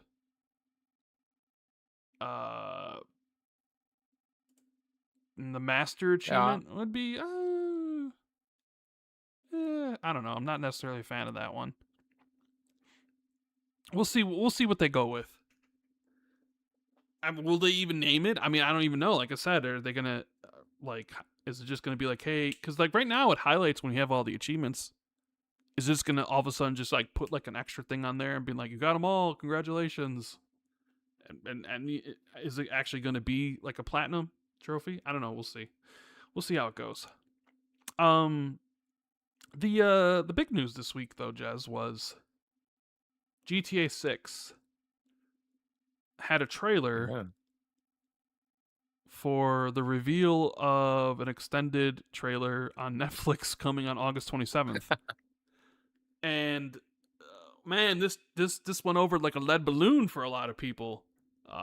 Tons of Lead people balloon. didn't like this. They talk about the slippery slope aspect of, is this how game trailers are going to be in the future? Am I going to have to subscribe to Paramount Plus to watch the latest trailer to master Halo, or am I going to have a subscription to Disney Plus to watch a trailer for the Wolverine game or whatever? And I understand those some frustrations, especially if you aren't subscribed to Netflix, even though a lot of people are. Like, I'm subscribed to Netflix, but I am, but I don't know why, because I never use it except for WWE, I guess. um, But even then, I haven't watched so WWE for ages. what was your initial reaction to this? Um, Probably this is actually pretty smart. Mm, Because A, the controversy has driven a lot of conversation. yes. B, half the people already subscribe to Netflix. Well, I don't. C, you take over Netflix for a day and potentially showcase to an audience that maybe is not necessarily potentially new users, right? People who aren't like the typical. Most core gamers are definitely going to buy it, but like Strauss Zelnick was already talking about like when he was talking about cloud, he said a lot of those users are existing users we know about, right? But like this is one of the existential things in the industry. This concept that like it's always the same 300 million users. It's Right. always the same 300 million users, 250 million users. It's always the same. How do you break out of that? Like, and I suppose like going to a mainstream platform like Netflix is like an attempt to do that maybe. So that was kind of my thought process beyond it. And at the end of the day, it's going to be on YouTube almost immediately after going live. Well, I think So they it's said no big deal in six reality. hours later it'll be on like Yeah, Netflix. people will rip it No, and I upload know it. people will rip it. I know people will rip it 100%. I know there's obviously some people that are upset because they want to be able to do their reactions and they're not necessarily sure if Netflix will I think flag any of that sort of stuff, right? Copyright stuff on YouTube and I elsewhere. think Netflix PR did say it was okay to do Well, they said reactions. cover it how you want. But what does that really even mean, right? Um, Yeah, I don't. so first off, I agree with a lot of what you said, but let's be honest here. They're doing it because they got a bag of money, realistically. Who did? Like Netflix dropped a massive bag of money on Rockstar and Take-Two's door, right? Clearly, that's what this is all about. Because Grand Theft Auto is a unicorn, a never to be seen again event in gaming and in entertainment. Like this is a one-time thing. And I know people will point to like the idea of like, well, this might be in the future where you go like, no, there is nothing else like Grand Theft Auto. Not even in the movie space. Like when Grand Theft Auto 6 comes out, it will be the biggest entertainment launch of all time for media in general. Bigger than any Avengers movie, bigger than anything else. Like nothing will even come close to it. So this is Bigger than Warcraft 2? it's like basically 40 Warcraft 2s, Yeah, right? that's So big, huh? this is a moment in time. And you are right. Like for Netflix, it's probably like we get a bunch of eyes on us. Potentially, people might subscribe who haven't been with the platform for a bit because they are addicts and they need to be able to watch. They can't wait to watch it on YouTube. Like you know. And you're right. Like you take over the biggest streaming service in the world, and because Netflix does these boxing events, Netflix has these one-offs. This is bigger than all that. This is bigger than all that shit because this is like the biggest entertainment property. So to them, and they said that they have a partnership. I think the Grand Theft Autos are already on Netflix. You can like stream some of the early, some of like I think maybe Grand Theft Auto 3 or 4 are on there, or maybe San Andreas and stuff. Like they're on the platform that you to stream, so Yeah, yeah, they yeah. already have like that relationship. But they, And that's what Strauss Zelnick's talking about when he's talking about streaming. He's talking about games on Netflix, because that's something we often forget about, is that Netflix is trying to do the gaming thing as well, yeah, and but they're so not far doing it they've very. been They're doing it not doing. pretty They haven't doing it badly. very well. But I could see both reasons why Netflix would want to be in this business and why Take Two is like, okay, well, we could just throw this up on YouTube. We could just throw this up on X. And, yeah, we'll make money because, we'll run ads against, Google's going to run ads against it and we'll make money that way or whatever. But it just goes to show you the power of Grand Theft Auto, where you could get Netflix to drop you, and even, like, they already have PlayStation paying them for the marketing rights. And now you have Netflix paying whatever amount of money would be to, Trailer, right? like, showcase this trailer and build, like, a whole event out of it. Because that's the other part of this, is, like, they just dropped the trailer on YouTube. It's like, yeah, it's a thing that happens and everybody's talking about it. But this is like Netflix is gonna market this and make it up as like a Stranger Things like event, or one of their like boxing events where it's like something you have to be a part of. Like they're gonna market this where like all eyes are gonna be on Grand Theft Auto and the lead up, and then if you want to watch it on YouTube and sort of that stuff later, because it's gonna be up there right away, like you say. So like I get it from both those reasons why both companies want to do it, but it also does come across as a bit like a tad bit like kind of like I don't want to say the word Slimy. scummy, but slimy maybe is a better word, because you are essentially monetizing people's FOMO about this game, where you haven't really seen anything about this game at all. There's been 2 trailers and it's like you don't, and the anticipation for this game is so out the roof that you're essentially Roof. you're essentially monetizing people's addiction, because I really do think a lot of these Grand Theft Auto guys are basically just like crack addicts. Like the idea of not being able to, like, not like the idea of not being like, I need to watch this minute one, and not being able to wait 30 minutes for it to be on YouTube or 6 hours to be on YouTube later. It's like it's like they're monetizing people's addictions. And so I get why, especially if someone's like, I don't have Netflix and I'm certainly not going to subscribe to it. I'm like, good, I fucking wouldn't. I mean, I am subscribed. I'm subscribed to Netflix and I'm not even going to watch it there, Jez. Because you want to know why? I don't want to. I'll just wait for the YouTube version to come out. Sure. I don't. It's not that I don't care about Grand Theft Autos, because I'm looking really forward to playing it. I just don't really care about watching it on Netflix. I'll just wait. I'm not also like, I need someone to be out there and I need to give my take on it immediately. Here's my hot take about this. Does it suck? Does it not suck? Watch my reaction. We're gonna do a whole breakdown and stuff. Like there are a lot of people, like, monetization that people are looking at when they're also kind of talking about this idea of it being kind of a bad thing, because people are looking and they see money signs when they see Grand Theft Auto, because I can make tweets about this on X and get paid by Elon. I can record my reaction and get paid by YouTube and all these other places like TikTok and stuff, and I can do breakdowns and all these sort of things. And you always want to be first, right? Unless you have a massive audience. So like the idea of it being locked behind Netflix puts some people in the bind, because they might not be able to know how to be able to essentially record from Netflix and do your reactions and stuff, because they're normally like, hey, we just do it from YouTube. So they might be like, oh fuck, like I'm not gonna be able to get it up right away. I don't think this is how I really don't think this is the future of like game trailer reveals. I mean, we already have a lot of like game trailer reveals already stuck in with Keeley during the Game Awards, or during his shows, or during their own like Xbox Showcase, PlayStation events. Because honestly, no other franchise is as big as Grand Theft Auto. Like for Netflix, I'm not even sure. Like if you were to say, what's the next biggest franchise that you could potentially get a deal like this from Netflix, what would your answer be? Like if you were to do a number 2, like Grand Theft Auto's number 1 clearly, but if you were Netflix and you were looking to pay Red Dead Redemption. like, okay, Red Dead Redemption 3, potentially Yeah. another one with Rockstar. But let's say not a Rockstar property. Is there another? Witcher Is 4? like are we doing? Are you like is I don't Netflix how you even gonna be know. watch the Call of Duty trailers? Is Well, I kind one of the thing that like I suppose underappreciated aspects of this is like why should Google get it for free? Like fuck Google.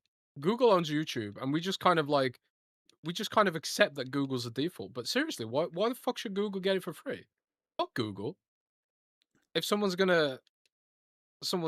if we're moving towards a situation where like companies are actually gonna compete for this shit, that could potentially be a good thing. I don't see why Google should just get it for free. well, I mean, they built the What's platform, Google? and What's YouTube is No, they didn't. ubiquitous. They bought the They bought I the mean, I've platform. I've They I've didn't. seen They some built it. things where trailers have debuted first on TikTok and then have come to like YouTube and stuff. You know, Yeah, I think like yeah, I but don't the know. thing is, like, Problem is just like somebody's fuck willing to Google. pay for this Really. because it's Grand Theft Auto. Is Netflix or Paramount Plus or Microsoft could have put it on Mixer, man. yeah, right? My thing is like, is any other game franchise even worth doing this for? And I think Mm. the answer is no. Because this is such a unique moment in time, because the game's a unicorn, because this will probably never happen again. Because who knows what gaming's going to look like in the next time a Grand Theft Auto comes out? Say another 10 years from now in Will will 2036. another Grand Theft Auto ever come Yeah, out? will another Grand Theft Auto even come out? Like, this is it. And I know we That is a love like question thinking. worth talking about. So it's like, Will is there ever be another Grand Theft Auto? because I've seen people being like, what if they took Netflix was like, come watch the trailer here for Kingdom Hearts 4, and they're monetizing our FOMO, and it's like, is it worth it to Netflix to spend money to get a Kingdom Hearts 4 trailer? I don't think so. Netflix is about big things, big moments, the biggest TV Well, shows, the biggest movies. Grand Theft Auto fits right in, and it's like this is like the maybe it's part of a generalized strategy. Like again, just for the sake of, I don't think they're probably not doing this. I think you're probably right that it is just because it's a moment in time. But like, what if there's just like a generalized strategy where it's like, okay, well, we've got this cloud streaming thing. We want people to actually consider using it. Maybe we become the destination where you find new games, and we just start force either paying for trailers or forcing Google to actually like bid for trailers.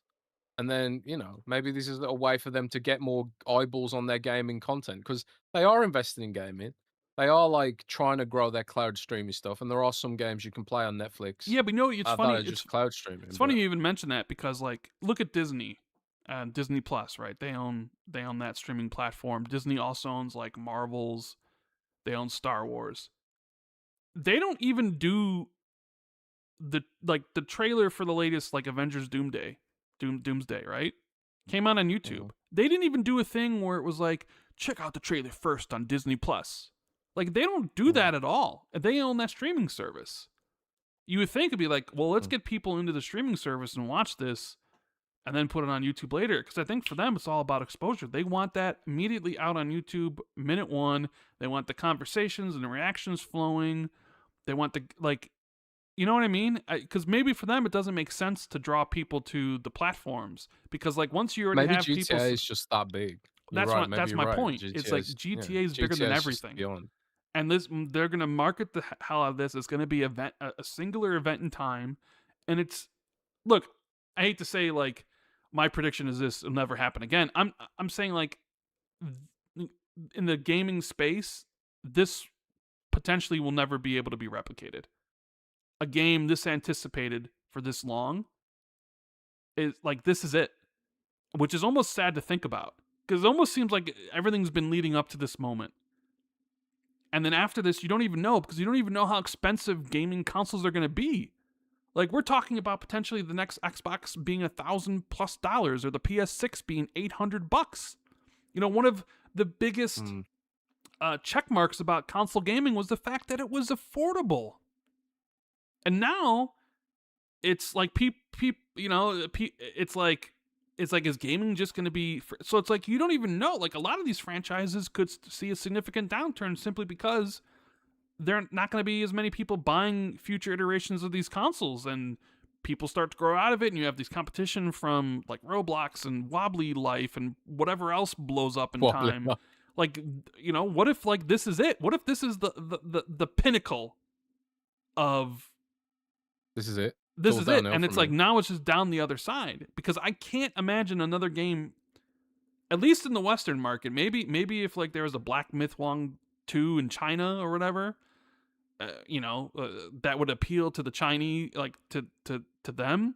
Maybe you could do Yeah. it, but I don't know if Netflix would be interested in it. But I'm talking about this specific thing that almost seems like the culmination of everything leading up to this singular moment, and then after this, it's like once you've done it for Grand Theft Auto, it sort of feels like you're letting the air out of a balloon if you're just being like, well, next up, we're doing a Netflix special on, like the latest Call of Duty. Like you're taking a significant step backwards at that point. No? Like a significant step backwards. And Call of Duty is still like one of the biggest franchises out there, but like the drop off between Grand Theft Auto 6 and Call of Duty is vast and significant. Where at that point is like, is it even worth it? I don't even know. And I mean, I don't want to say you got to give kudos to Rockstar for milking this shit, but I mean, they basically are sitting on. They kind of got to. It costs a lot of money. It costs, yeah, and you get. I sort of wonder if there are other negotiations. Like, was Netflix the only one in negotiations with Rockstar about this? It was like, I like. wonder if maybe they hit up Google and was like, "Hey, they want to pay for this. Do you want to pay for this?" And Google's like, Remember "Nah, when the second trailer, or was the first trailer, came out and it wasn't on X, and fucking Elon Musk threw a shit fit about it? Oh yeah, I remember that. Because I mean, like I forgot about that. Yeah, it's one of the it's the highest viewed gaming trailer. Drew a bunch of traffic there, and they just avoided X, and he was pissed because like I do remember Grand Theft Auto 6, like it has this quality aura.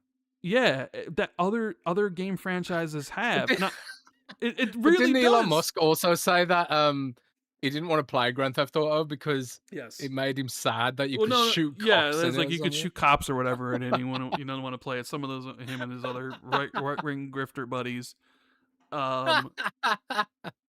But yeah, so it's like I get the Oh, that's funny concerns shit. because I mean, obviously, you wouldn't necessarily. Look, I'm subscribed to Netflix, so whatever. I watch it if I want, but like, I just don't see them spending any type of money to get lesser versions of game trailers that are going to bring significant less people to their platform because Grand Theft Auto did it once. I think it's really this is a once in a lifetime, once in a generation thing, and that's it. Yeah, you're And right. nothing You're right. else really. I mean, I could be proven wrong. We could be in next year, and it's like somebody else has a reveal on Netflix. I mean, assuming if they're still throwing money around for trailers, but the return would have to be whatever. And at that point, would people even like, oh, we got the newest Tomb Raider unveiling on Netflix? Would people even give a shit? Wouldn't they just wait for it to be on fucking YouTube? The reason why this is like people are pissed is because they want to watch the trailer now. People have been waiting for a long time. If it was for anything else, people would just be like, I don't give a shit. Who cares? Whatever. I'll wait. It's not a big deal. Like people, it's getting people to sign up to watch a 30-minute expose on the game. Like, this is motion, Jez. Grand Theft Auto has motion that nobody else has. Motion. There's motion, bro. Motion. Interesting. There's motion. Motion. Yes. Motion. I mean, that's just the truth. I mean, look at it. The conversation about this is like, oh my God, whatever. But it's like literally everybody's going to be hitting F5 on YouTube the second that goes up on Netflix, hoping that somebody rips it on there. People are going to be sitting at their desks, whether they're watching it on Netflix through their TV or not watching it on Netflix on, which, you can make the argument, like maybe they also chose Netflix because maybe they could potentially debut it in like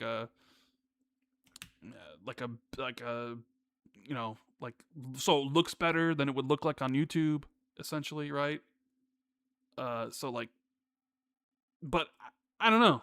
So either way, you're getting your look at Grand Theft Auto at the end of the month, and Rockstar and Take-Two are laughing all the way to the bank. And Netflix is probably happy with it because I bet you they've had a bunch of signups because a bunch of addicts can't help themselves. And it's funny because when at least when you think about like GTA 6, you're also gonna then kind of in your mind Netflix, that like kind of like comparison, like the parallel drawing of this to that, of we're attaching our brand to the biggest thing in the world, like GTA, and that's why like PlayStation. That's why these marketing rights exist for these things, because they want to be able to draw people and being like, look, when you think GTA 6, you think PlayStation. When you thought Hogwarts Legacy, you thought PlayStation. They want those kind of brainwaves to configure and being like, you see this and there's this. We're together on this. What's bigger than, like, it's the biggest thing. So I'm not surprised Netflix bid for it, because it's like, if we can associate our brand to the biggest entertainment launch of all time, then we've won, even if it costs us a whole bunch of money. You know what I'm saying? Like, does that make sense? Yes. Yes. Yes, Rand. It makes sense. Don't patronize It has me. motion. It has motion. Motion. You know what you will never see on Netflix? World of Warcraft. They ain't doing shit Warcraft for World of movies Warcraft. on Netflix. Yeah, whatever. Nobody watches them. But I'm talking about a reveal. Nobody doing shit for World of Warcraft on Netflix. Pfft. You're mean, bro. Bro, it's because you're What? mean. What you mean, bro? It's because you're mean. What you mean, bro? Motion. Bro. GTA motion. Gunler in chat says, "What the fuck is motion, gamer lube?" Motion, bro. People got motion. Motion. It's lingo. You know? Lingo? Is it marketing lingo? Nah, it's like streamer lingo. It's kind of like you basically you move the needle. People care about what you do. They watch what you do all the time. They talk about you. You know, it's kind of Does like Xbox 2 have motion? No, we don't got we got no motion, bro. We're motionless. You know, Is some it people, like Riz? you know, some people like, yeah, in a way.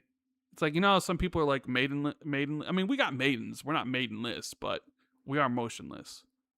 You know. We got Genbox 360 in the chat. That's one maiden at least. That's one maiden. Yeah, at least one maiden.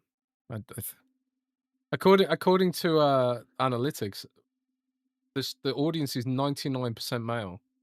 We've driven away all the women. Yeah. Why is that? Do they not like your deep dulcet Tones. UK tones? Or is it? I don't know, man. Maybe I just don't have any riz. Maybe I'm chopped. You just don't have any motion, bro. We got mogged by Colt Eastwood. Did we? When? I don't know.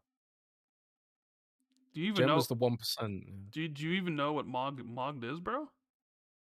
Yeah, it's when someone is mogging you because they're hot. Colt Eastwood's the hot podcast now. He mogged us, bro. We got mogged by Colt Eastwood's Riz. Damn. So you saying Colt Eastwood's got motion? Yeah, in Riz. And we got mogged out by him? Yeah. We got no maidens. Christ. What is even going on now? I don't know. I don't know. Let's see here. But I think we mog Colt Eastwood on Spotify though. Yeah, I think we do. I think we mog IGN on Spotify. Yeah, I know. Actually. A lot of people listen to us on Spotify and iTunes and stuff, which we appreciate. We love you all. Give us a good rating. Yes, indeed. We love you guys. We love all you guys. Yeah. If you enjoyed the show, if you think that we have motion, hit the like button. Subscribe to the channel. If you think we got mogged, I guess just click off the video now. I mean, I don't think we got mogged. I think we do the mogging. You think? I think so. I think, yeah. Fair enough. Anything else you want to talk about before we get into Patreon questions? Before we mog these questions? Let's put some riz on these questions. 6, 7, and Unk. What All the right. fuck? So, if you want to support us, you can and protect yourself on the internet. We have the deal 86% off 2 years with Surfshark, surfshark.net or Com. surfshark.com/XB2. Links in the description. It's also pinned in the comments section. Supports us. But if you wanted to even do it more directly, you can sign up to be a wonderful Patreon member. And if you do, you'll have infinite motion. And Riz. Yes. Patreon.com/XB2. Links in the description. We'll be checking out some of the Patreon comments here and see what people are talking about. All right, we got John, who says, hey guys, when people always talk about who could buy Xbox from Microsoft, no one mentions Samsung. What are your thoughts on Samsung buying Xbox from Microsoft? They do hardware, have a cash cow in making RAM and memory. They were the first to put xCloud on TVs. Interesting. He is right. That is a name that never really comes up. Like with the idea of like, well, if Microsoft were to sell Xbox, who would buy them? Apple? Who would even have the money and the infrastructure to take it on? So like, yeah, I never really see people talk about Samsung. So he's correct. What do you think about that, Jez? I think honestly, because it's small fry to them. I think it's small like fry to Samsung, like being in the games market, in the gaming space. Like the gaming market's a difficult space to be in. I think to be in the gaming space, you've really got to have like a sort of vested interest to some degree. If you can't just be passionate about it, because let's face it, what publicly traded companies just passionate about things.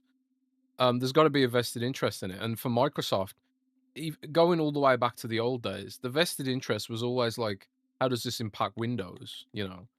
And we're kind of moving to a post-Windows Microsoft, which is potentially problematic for Xbox. But that was kind of like the reason why they put up with all that risk was because they thought PlayStation was going to become this Trojan horse yes, in against the living room. Windows. Yeah, Windows in the living room. That was like the whole point of Xbox in the early days. And ironically, it looks like Helix is getting back to that old school idea about what gaming was supposed to be for them. So, but Samsung wouldn't have any. I don't know if it would have particularly great synergy. Samsung doesn't have an operating system. They service, Android, which is owned by Google. They got their Tizen operating system, but ain't nobody using that. So, yeah, I just don't think it's for them. I just don't think they really care. I don't think it'd be a good investment for them, honestly. I think that's kind of where I'm at with that one. I kind of agree with you on that one. Yeah. I kind of agree. It's an interesting choice for a company though. Yeah. I'm Mike Zero says, hey, Rand and Jez, we now live in the same universe as The Purge, and that weird new movie about only being able to get laid on one day out of the year. Let's say you are only able to play one game releasing this year for only one day. What would you choose? I mean, probably Grand Theft Auto 6, I guess.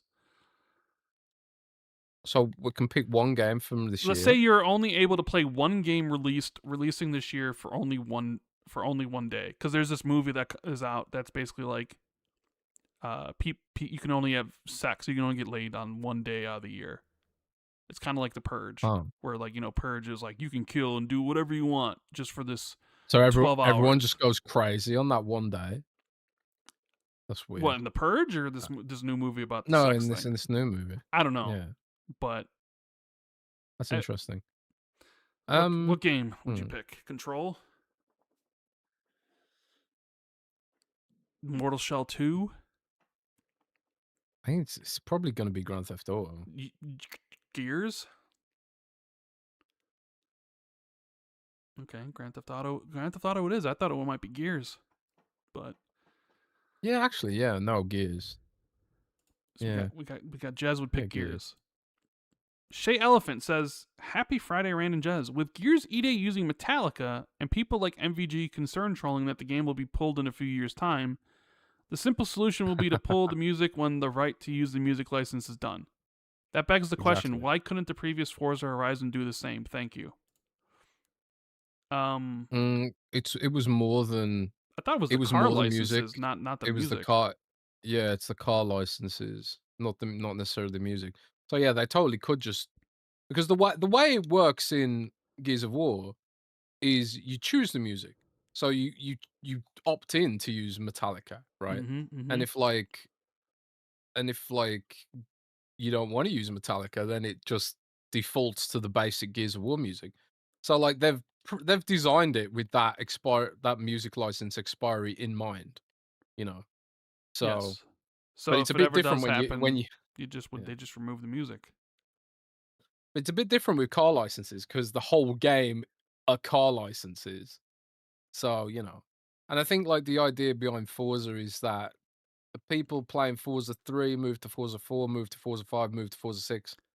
I don't think it's necessarily like, yeah, it's they don't expect people to be playing the old Forzas when the new Forza comes out. Yeah, and So, usually it was like yeah, it's a bit different. it was like 4 years. It was like typically like well the license was 4 years, and by that time a new Forza was out. But this Yeah. one obviously took longer to come out. Took out five because right now like Forza Horizon 5 is not delisted, so Forza Horizon 5 and Forza Horizon 6 are out. Uh, Now maybe that changes in a year or two, and Horizon 5 gets delisted. But they must have made a decision to have the licenses further because they knew that 6 would take a lot more time than all the other ones did. So Mm. yeah, and there is a little bit about like, hey, there's the new game out. We want you playing that, and not the older game. But it has to do with the car licenses and however they're negotiated. Could they negotiate like an eternal license? Potentially, it probably cost them a lot more. You know. Yeah.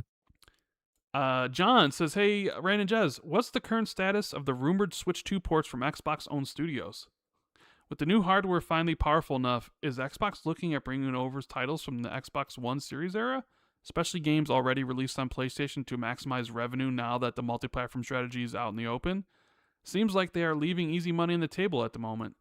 Yeah, we sort of talked about that before, and it's like, where Yeah. are those games? You The know? the answer is the memory shortage. Mm, Nintendo has a shortage of dev kits, yeah, but they've and sold like that's the 20. reason. Well, so you think it's like the shortage of dev kits? Well, I mean, Yeah, it's a what did shortage they of put dev on the kits. Switch so far? Xbox. Like, I think it's like South of Midnight, right? Is on Switch. Indiana Jones. A lot of Bethesda games are on Switch, like Indiana Jones. Um, Yeah. uh, did Doom: The Dark Ages come to Switch too? I don't know. Um, There's a rumor that Diablo 4 is yeah, coming to Diablo 4 is Switch. coming to Switch. I think Minecraft 2 wasn't, or Minecraft was announced for Switch Minecraft too. Dungeons. Yeah, No, Minecraft was announced to Switch too. Minecraft Yeah, you're Dungeons is right. coming. Yeah, Minecraft getting an Switch 2 enhanced version. So yeah, I mean they're coming gradually. It's some bottlenecks.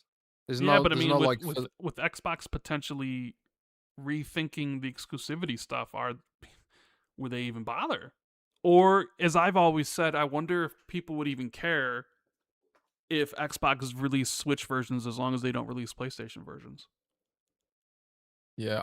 I don't know if like I don't know how Microsoft feels about Nintendo Switch being a competitor platform because it really does feel like it's really the controversy revolves around PlayStation. Let's be real. But yeah, I don't know. I honestly don't know like how that'll pan out. But there's no philosophical reason that they're blocking like anything that would necessarily be multi-platform. Like for example, I don't think Gears E-Day will come to Switch, but you know, stuff that's missing right now, like maybe is Forza 6 missing? Forza Horizon 6? Um, Well, I mean, I could see Forza Horizon 5 didn't even go to Switch. yeah. I could see some of that. I could see some of those games going to Switch, but like it's just sort of it's I mean, I do it, think there's a it if you depends on the dev access to dev I mean, kits. there That's is pretty like, much it. hey, you could put Forza Horizon 6 on Switch. I mean, there really isn't. I mean, there's a market there that you could tap into. I mean, your only real competition is from Mario Kart, which is a different style of game altogether. You know, Yeah. so it's just a matter of do they, can they, will they? You know, we'll see. We'll see what happens. We have Chris M says, "Hey guys, hope you're having a great show. With the news, EA's looking to sell off BioWare. Mass Effect fans such as myself are likely fearing the worst, as I don't know who'd buy them, likely leaving the franchise dead for the time being. My question, in honor of the Mass Effect series, is what's the franchises that's died that you regret the most and would bring back in an instant if you had the ability?" Well, my first thought when he said that was Dead Space. Like, I love Dead Mhm. Space, and they brought it back with the remake, and it was so good, and then they just killed it off again. Um, and I'll even go another EA franchise, Mirror's Edge. You know what? I'll even go another Oh, EA I didn't franchise, know. Titanfall. I didn't know you were into Mirror's Edge. I really, Interesting. really liked Mirror's Edge 1. I didn't really like the open world aspect of Mirror's Edge 2, but also like I feel like that got EA-ified, where like you had this Mm. perfect singular linear game, and then there was like they threw a bunch of EA bullshit in there, being like, we need an open world and do all these things, and it's like didn't really work for Mirror's Mm. Edge. But like it's basically been dead. Titanfall has been like, so that's 3 EA I'm sure you'd be like Dragon Age, even though they just released the game 2 years ago. Um, There's a bunch of franchises that like aren't officially dead, but kind of are because of how terribly they've been handled. You know, like which Dragon ones? Age, for example. Yeah, okay. Um, Anything else? uh, mm, I mean, I really wanted to see more of the Evil Within. I Yeah, really like the Evil Within, like the Evil Within universe, like, and the art and the monsters and that shit was fucking great, man. I love the Evil Within. So I'm sad that we're probably never gonna get more of that. Um, StarCraft's an obvious one, but it does seem like we're getting more StarCraft's StarCraft coming very back. soon. Yeah, Yeah, but StarCraft's maybe coming back. maybe maybe not in the way people want StarCraft to come back in though. Yeah. Because I imagine all the RTS players gonna be like, "What? Yeah, I do wonder how they're gonna handle that because they've probably like got bad memories of StarCraft Ghost or um whatever." no, when they announced Diablo Immortal. Oh When yeah, they yeah. announced Diablo Immortal, everyone was like, "Oh my god, where's the real Diablo?" So like people like they should have announced the next Diablo alongside it. And I think Blizzard themselves said that. So I'm wondering like, do they announce that there's an RTS coming? But then I'm sitting there thinking like, who the fuck would make it? They don't have an RTS team anymore, as far as I know. But I don't know. So StarCraft, I'm just gonna say StarCraft RTS, I suppose, So is one of another them. one would be, I'm like thinking of publishers and I'm like running through my list. And I know we're supposed to get a new one, but Splinter Cell. Oh Until yeah. until that game actually releases, right? It's been what, 13 years since last Splinter Cell, I Yeah. believe was 2013. It's been a while. Um another I one? picked Prey as You know well. another one? I got another one for Go you. on. This is Take Two or 2K. BioShock. You know, Dishonored. Dishonored would be a Bethesda one, absolutely for sure. I mean, there's Yeah. probably a lot more if you just sit down and think, but those are just the ones off the top of my head. Um, Half-Life. Half Life, yeah, that's another one. Silas says, "Hey guys, say Nintendo decided to stick with playing cards and never entered the gaming space. Where do you think gaming would be today? Would Microsoft and Sony be in it? Would the Sega Master System have taken off, and in 2026 we'd be having Alex Kidd movies instead of Mario? Isn't God, isn't Alex so like Kidd.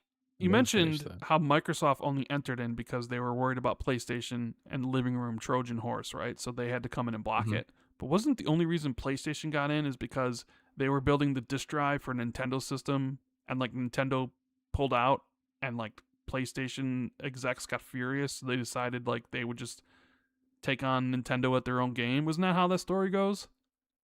Yeah, I think that's generally how it goes. So Um, would Microsoft be in it? I think Microsoft will be in it. Would play. Oh, would Microsoft be in it yeah, if good Sony point. wasn't in it? I don't know. Well, I think like if it was just Sega, it probably would have got to a point where Microsoft would have been like, "Oh shit, Sega's threatening Windows," you know. So I think Microsoft still probably would have ended up getting into it, whether it was PlayStation or Sega. But I don't know. It's an interesting We'll never question. tell. Maybe It, there's a world out there, a multiverse that played out like that. We too bad we'll never know. Pat Rock says, with Helix needing up to 48 gigabytes of RAM as per leaks, could Asha and team convince Satya that this is their play for AI in the living room? This is more RAM than even today's high-end PCs, so most of it must be for AI tasks. Even on the low end, PS5, PS6 is supposed to have 32, so it's around that ballpark. Jazz, is this the thing? 48 gigabytes of RAM? That sounds absurd. I don't know if who said that. Is that the rumor? I That's don't know. crazy. I mean, Pat Rock's saying it is. He says like right now the rumor is 32 gigs for PS6, which is even still a lot too. It's a lot of I RAM. can't see. Let's assume it's true for the sake of the question, but I don't. I really doubt it's got that much RAM. You know, it's kind of funny because I've got a Copilot Plus PC right now. It's a load of bullshit. But and like I was looking at my task manager for some reason, and I noticed there was something using 6 gigabytes of RAM, and I was like, "What the fuck is this?" I can't remember what it was called off the top of my head, but like, because like when you go in the task manager and you right click, you can search online for the process, right, and get Yeah, yeah. information on it. And it was uh, it was like Microsoft's AI workloads bullshit that was taking up 6 gigabytes of RAM. Because I had Windows Recall was turned off, but Click to Do was turned on, and that was you gobbling up all the RAM. So fuck knows what it was doing with all that RAM. But I do think like one of the one of the things I've always thought about Microsoft handling Xbox is that Xbox always had to justify its existence. Like Phil was like, Phil said in interviews that Satya was like, "Why are we in gaming?" You know, and I would, in my naive youth, I would have hoped that they were in gaming because they liked gaming, you know, but that's obviously not the case. When you're a publicly traded company, it's not enough to just want to do the thing. You have to like, there has to be like a synergistic reason, or if if there isn't a synergistic reason, you better hope that you're making a shitload of money, right? So yeah, I don't know, but when you actually like look at the reasons why they're in gaming these days, I really feel like Phil was just like Phil sold Satya on it by the cloud. So Phil was like, "Hey, if we got gaming, we can do this cloud thing, and you know, you can when you've got idle GPUs, we can use them to service cloud thing because idle GPUs are bad for the business. You don't want idle GPUs under any circumstances." You know, so I was kind of thinking that's how he sold it to him was via the cloud. So maybe Ash is coming up against the same thing now, where it's like Ash has got to sell it by saying, "Hey, we can use gaming with AI somehow." You know, and that's kind of like how they're going to try and sell it down the line. But I also think Microsoft's also very cognizant, at least publicly, about how much people hate AI, right? Um, and which is like I was talking about earlier about how Brad Smith's constantly like putting things on LinkedIn about how great data centers are for the local community, and Microsoft's community first data center initiative, which is hilarious. But so Microsoft's probably not talking very publicly about what it wants to do with AI with regards to gaming. You can bet your ass that they are going to be doing AI stuff with gaming. I think one of the first headlines that Asha grabbed was that they cancelled Copilot for gaming, right? But that wasn't actually true. Copilot for gaming still exists. It's just been rebranded to Game Assist, and it's still there on PC. You know, so I do think that AI will have a role to play for Xbox and gaming. I do think they're probably talking about it privately behind closed doors because of how angry people get when they do. But how that's gonna play out, I can only guess. I have no idea. Right. All Very right. quietly, I presume. We have Goggles Lens, who says, "Sup guys? So I'm thinking of the OEM Xbox Helix type debacle, kinda because we have not heard anything official yet. Let's say they do go the OEM strategy with their own console being the base. Do you think the OEMs would be announced selling them when Helix come out, or will it be later? I would rather have something from Microsoft themselves, but if it means one is open and one is not, I would go with the open one. OEM's not incentivized to have a closed ecosystem. I would prefer the Helix would have a pay to open option that would be the price of the difference of the non-subsidized console, and not even sell the open version price at retail so you don't have people complaining about a super expensive console while still have a way to open it. But it's Xbox, so people will find a way to complain no matter what. Cough, cough, Kotaku. What do you guys think?" Mm. I mean, I personally think Helix will launch by itself, and OEMs potentially will launch down the line.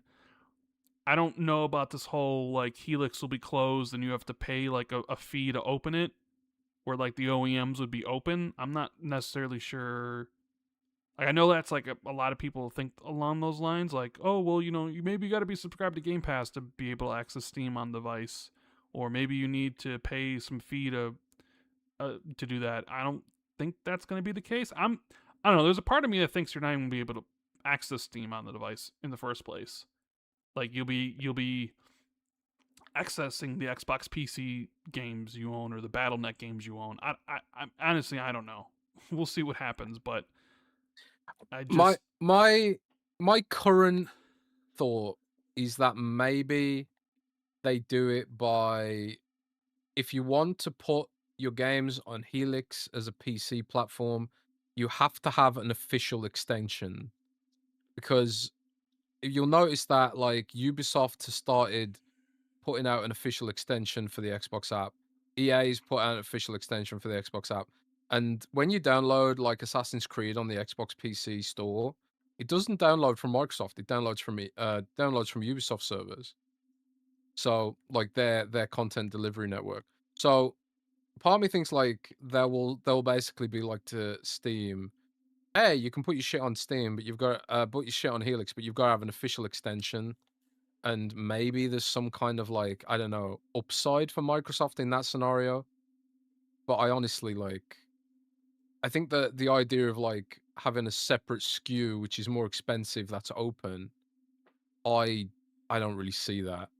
I think like that's just like unnecessarily, I don't know, convoluted, I suppose is the word. I don't think they'll do it. It was just kind of like, again, it was another one of them thought experiments. Like how can they reconcile the lost revenue, by having an open platform and without making it extortionately expensive at retail. So like that was like one solution, but it's clunky and inelegant. So I don't know. It'd be really interesting to see how they pull this together, but I think the idea of like it being a fully open device is probably not the way it's going to play out. But we'll see. We'll see what happens. Under Phil, it probably would have been, but I don't know. we have Eric who says, "Hey guys, with all the talk about exclusivity, any reason Xbox would keep publishing on the Steam store? The Xbox games are becoming integrated in Microsoft stores, so they are all a click away now. Gabe needs to pay his yacht, but the Steam store 20% cut on games has to be significant for Xbox." Mm. I mean, I wrote an article about it, right? I think the problem is there's just the Steam user base, they're never going to move. So probably the thought process is we take the hit because these users are never going to switch, you know? Yeah, Um yeah, I can't see that changing anytime soon, but could be wrong. neither do I. I don't see it changing. Abora says, "Hey, Jez and Rand, I was happy to hear that Xbox will be back this year at the Tokyo Game Show. There's been incredible amount of progress with Japanese developer support for the platform over the last few years, with the likes of Square Enix, Atlas, and Bandai Namco bringing all their releases to Xbox. However, there's a number of big publishers like Nihon Falcom, Cygames, and Level 5, among others, that continue to elude us Xbox gamers. Have you heard of any Yeah. progress being made there? Is Minakato still in her role developing a relationship with Japanese developers? Anything you can tease about what we could expect to see at Tokyo Game Show this year would be greatly anticipated by the Xbox JRPG port begging community. Keep it gaming. Um, I hear a lot from the JRPG port begging community. So it is something near and dear to my heart too. I I've heard pretty negative things actually about the way that things are going there. Like the id Xbox team was gutted by the layoffs, and I think like that's gonna have a huge negative impact on Microsoft's ability to actually get some of these games. Um, I don't know what the current status is with regards to like the wider globalization team, but it does seem like it's a fucking mess right now, to be honest. But yeah, I don't know, man. I don't have any information, but I will try and find out something more concrete in the future because I want to know myself, to be honest. Yeah. We have C Woody says, "Hello, Jasmine Rand. Please say one thing you appreciate about each other. I appreciate how hard you both work to make a great show for your adoring fans. Have a great weekend." Oh, that's nice. Okay. Name one thing that I like about Jez. So we're doing positive affirmations. Yeah, I like this is tough, Jez's run. analytical mind when it comes to the business and what Xbox is doing, and his dogged pursuit of understanding how Xbox is trying to roll in the future. That I think a lot of people don't give him credit for. Ah, appreciate that. I like Rand's ability to see things without emotional aspects. And when I'm being ridiculous, Rand is really great at checking me and making sure I don't go completely nuts. Gotta keep your emotions out of everything, Jez. Come on, Yeah, you know that's good. That's good. Positive affirmation. I like that. Um, That's cute. Sharky says, "I just bought Baldur's Gate 3. What's the best game you played after everyone else has already played it? Great show and great community. You should be proud of yourselves. We are. Probably for me it would be Cyberpunk because I played it 3 years after it came out. So I picked that Ah. one. I picked Oh yeah, I Cyberpunk. remember that. Yeah. God, You waited a long it's time my to play game of that. my it's the game of it's the generation to me. I love that game because I was I've able to got play a through the main campaign and then right into Phantom Liberty. It was great. yeah. I think Dark mine's Souls, pretty insane Dark actually. Souls. Oh well, Dark Souls is up there, but that's not what I was thinking of. Mine's actually Knights of the Old Republic. Because Oh, I played that a you long know, there's time after rumors that launch. it's supposed to get re-revealed, like the remake Uh, at some point. Whether that's you but know didn't like Sony suppose or whoever isn't Asper Media off the they project now? Asper yeah, but they gave the development to one of those other studios. I forget the name of them. Was it Saber? I think it was Saber. Yeah, they took it away from Asper and gave it to Interesting. Saber. I think. So we'll see. We'll see if it's still even PlayStation exclusive. Maybe PlayStation pulled out of that. I don't know. Well, yeah, mine was mine's Knights of the Old Republic, and I think it's particularly remarkable because I avoided the spoiler. I mean, Like that's the and Ren. legendary spoiler, I avoided it. I'm sure there's So like people in it chat who hit probably don't know what you're talking about either. yeah. You know, I but mean, yes, there is a there is a twist. There is a there's twist. a twist. There's a It's big it's twist an in that all game, timer. It's an and all timer as well. Like it is. yeah, so I got hit with the full force of it as if Mm, like I'd played it for the first time. And I played it on Xbox. I think I played it on Xbox One with Xbox 360 compatibility, if I remember correctly. And it had like audio issues and stuff. but I still pushed through, and then I got hit with the full force Nice. of the twist. So The that was a really twist. cool experience. But also Dark Souls. Yeah, I played Dark Souls 10 years after launch, Yeah. and it blew my fucking mind because of Elden Ring hype. I Of played it. course. Of course. Let's see what else here. We have good old Collinwood. Hello, Rand Jez. So news for the latest Fire Emblem game is out, and it's a Nintendo exclusive. Should Xbox get a Japanese studio to restart a JRPG such as Lost Odyssey or Blue Dragon and make it exclusive so as its own line of JRPGs such as Fire Emblem or the Tales series? I mean, honestly, probably not. They probably don't view it as worth it.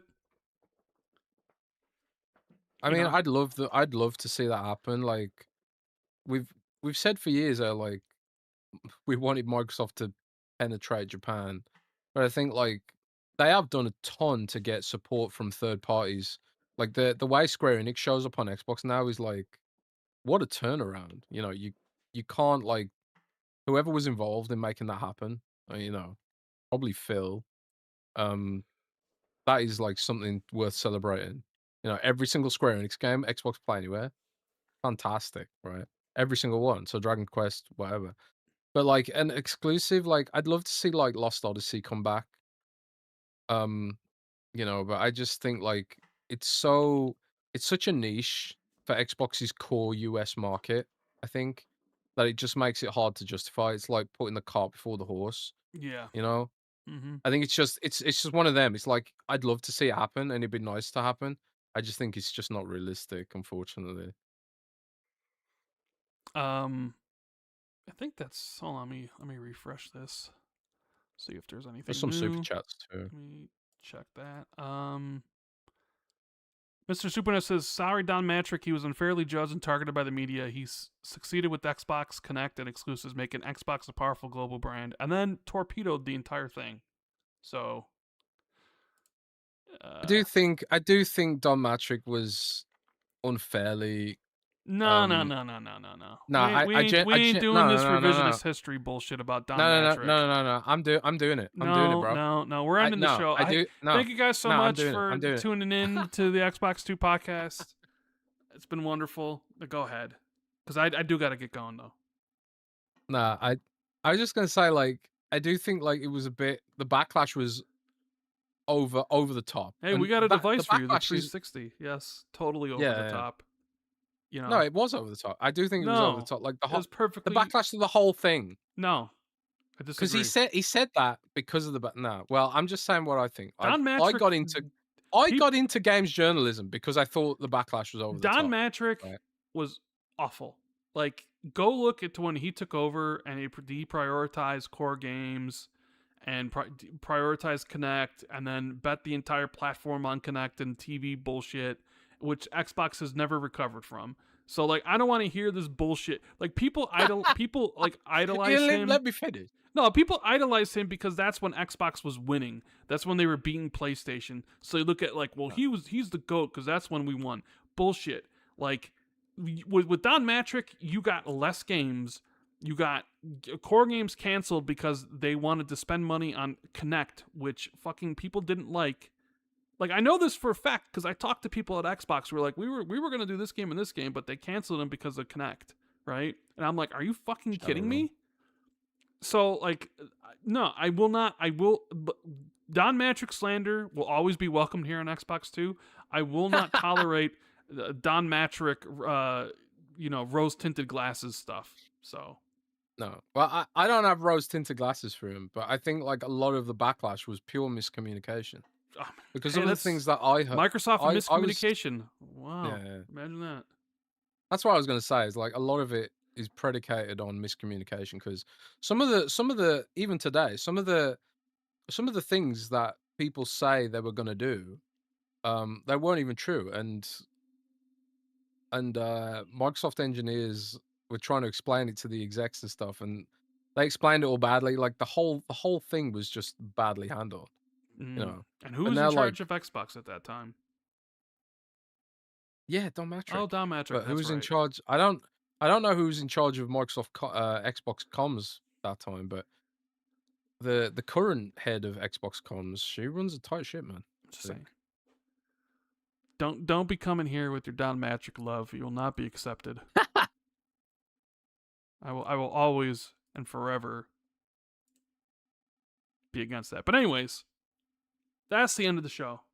Thank you guys so much for hanging out with us, whether you're here YouTube watching live or watching later in the VOD, or checking us out on your favorite podcast apps like iTunes and Spotify.